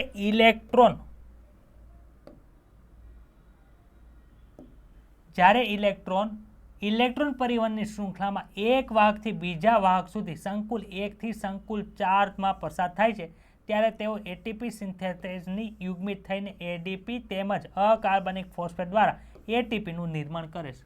એટલે ટૂંકમાં ઇલેક્ટ્રોન ટ્રાન્સપોર્ટ સિસ્ટમનું કામ હું ખબર છે? ઇલેક્ટ્રોન એમાંથી જેમ જેમ વહન પામે ને એમ હાઇડ્રોજનને ઉપાડીને ક્યાં નાખવાના? આંતરકોષીય અવકાશમાં નાખવાના. આંતરપટલીય અવકાશની અંદર નાખવાના. આંતરકોષીય અવકાશની આંતરપટલીય અવકાશની અંદર. એટલે ઢોળાંશ વધે, એ ઢોળાંશ તૂટે એટલે શું થાય? એટીપીનું નિર્માણ થાય. ભાઈ કેટલા H+ છે એ મુક્ત થાય ત્યારે એક એટીપીનું નિર્માણ થાય એવું જો અહીં લખ્યું હશે. 2 H+ અહીંથી આમ જાય ને એટલે એક એટીપીનું નિર્માણ થાય. કેટલા? તમારે A ને DH2 માંથી કેટલા એટીપી નિર્માણ થાય કયો તો? 3 એટીપી. તો મારે અંદર કેટલા H2 નાખવા પડે? 6 H2 નાખવા પડે.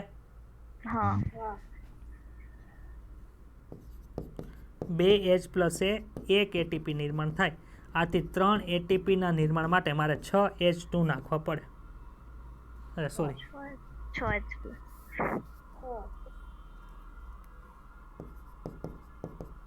6 H+ નાખવા પડે. તો જો 6 H+ ક્યારે છે? એક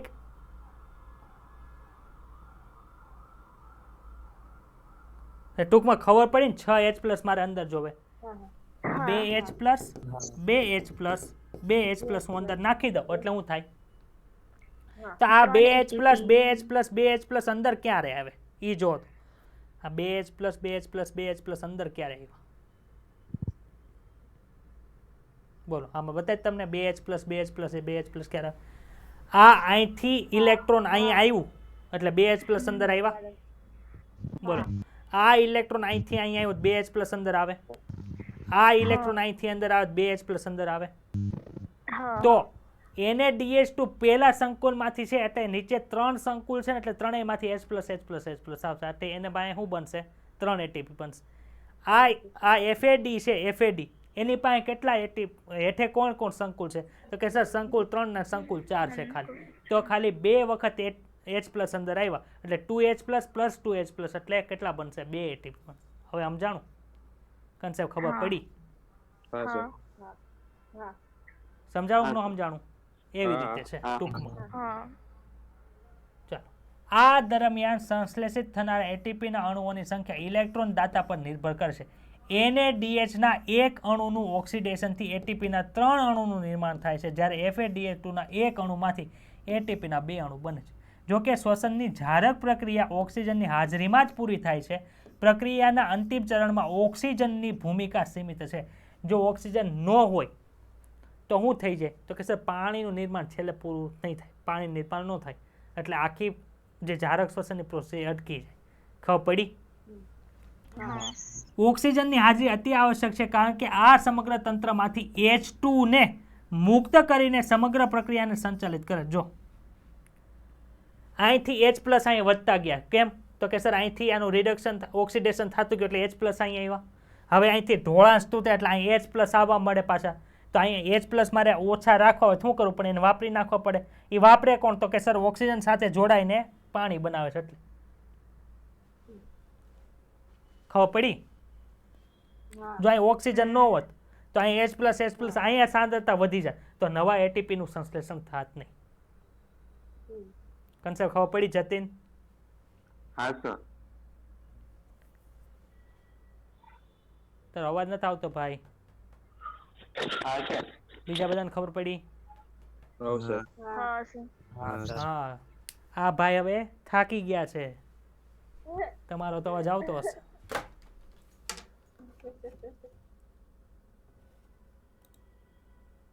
ચલો બોલો તો. Mike check mike check. હા હવે આવ્યો તમારો અવાજ. અમારે હિમાંશુનો અવાજ સાંભળવાતો હવે ગધા મજૂરી કરવાની. બોલતો.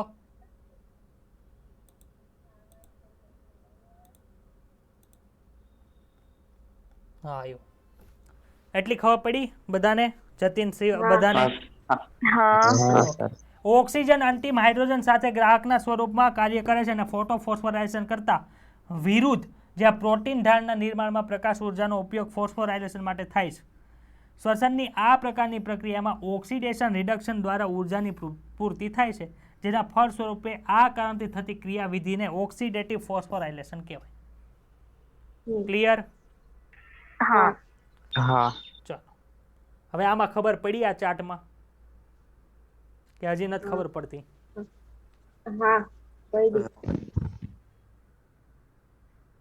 સમજાય છે?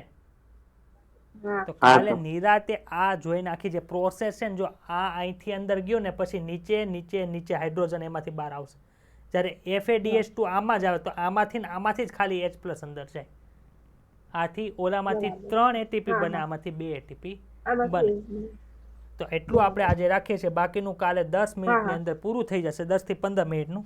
આનું રીડિંગ કરીને આવજો. જો કંઈ ડાઉટ હોય તો કાલે આપણે પહેલા સોલ્વ કરશું અને પછી શ્વસન અંક રેસ્પિરેટરી કોશન્ટ છેલ્લો ટોપિક બાકી છે પૂરો કરવાનો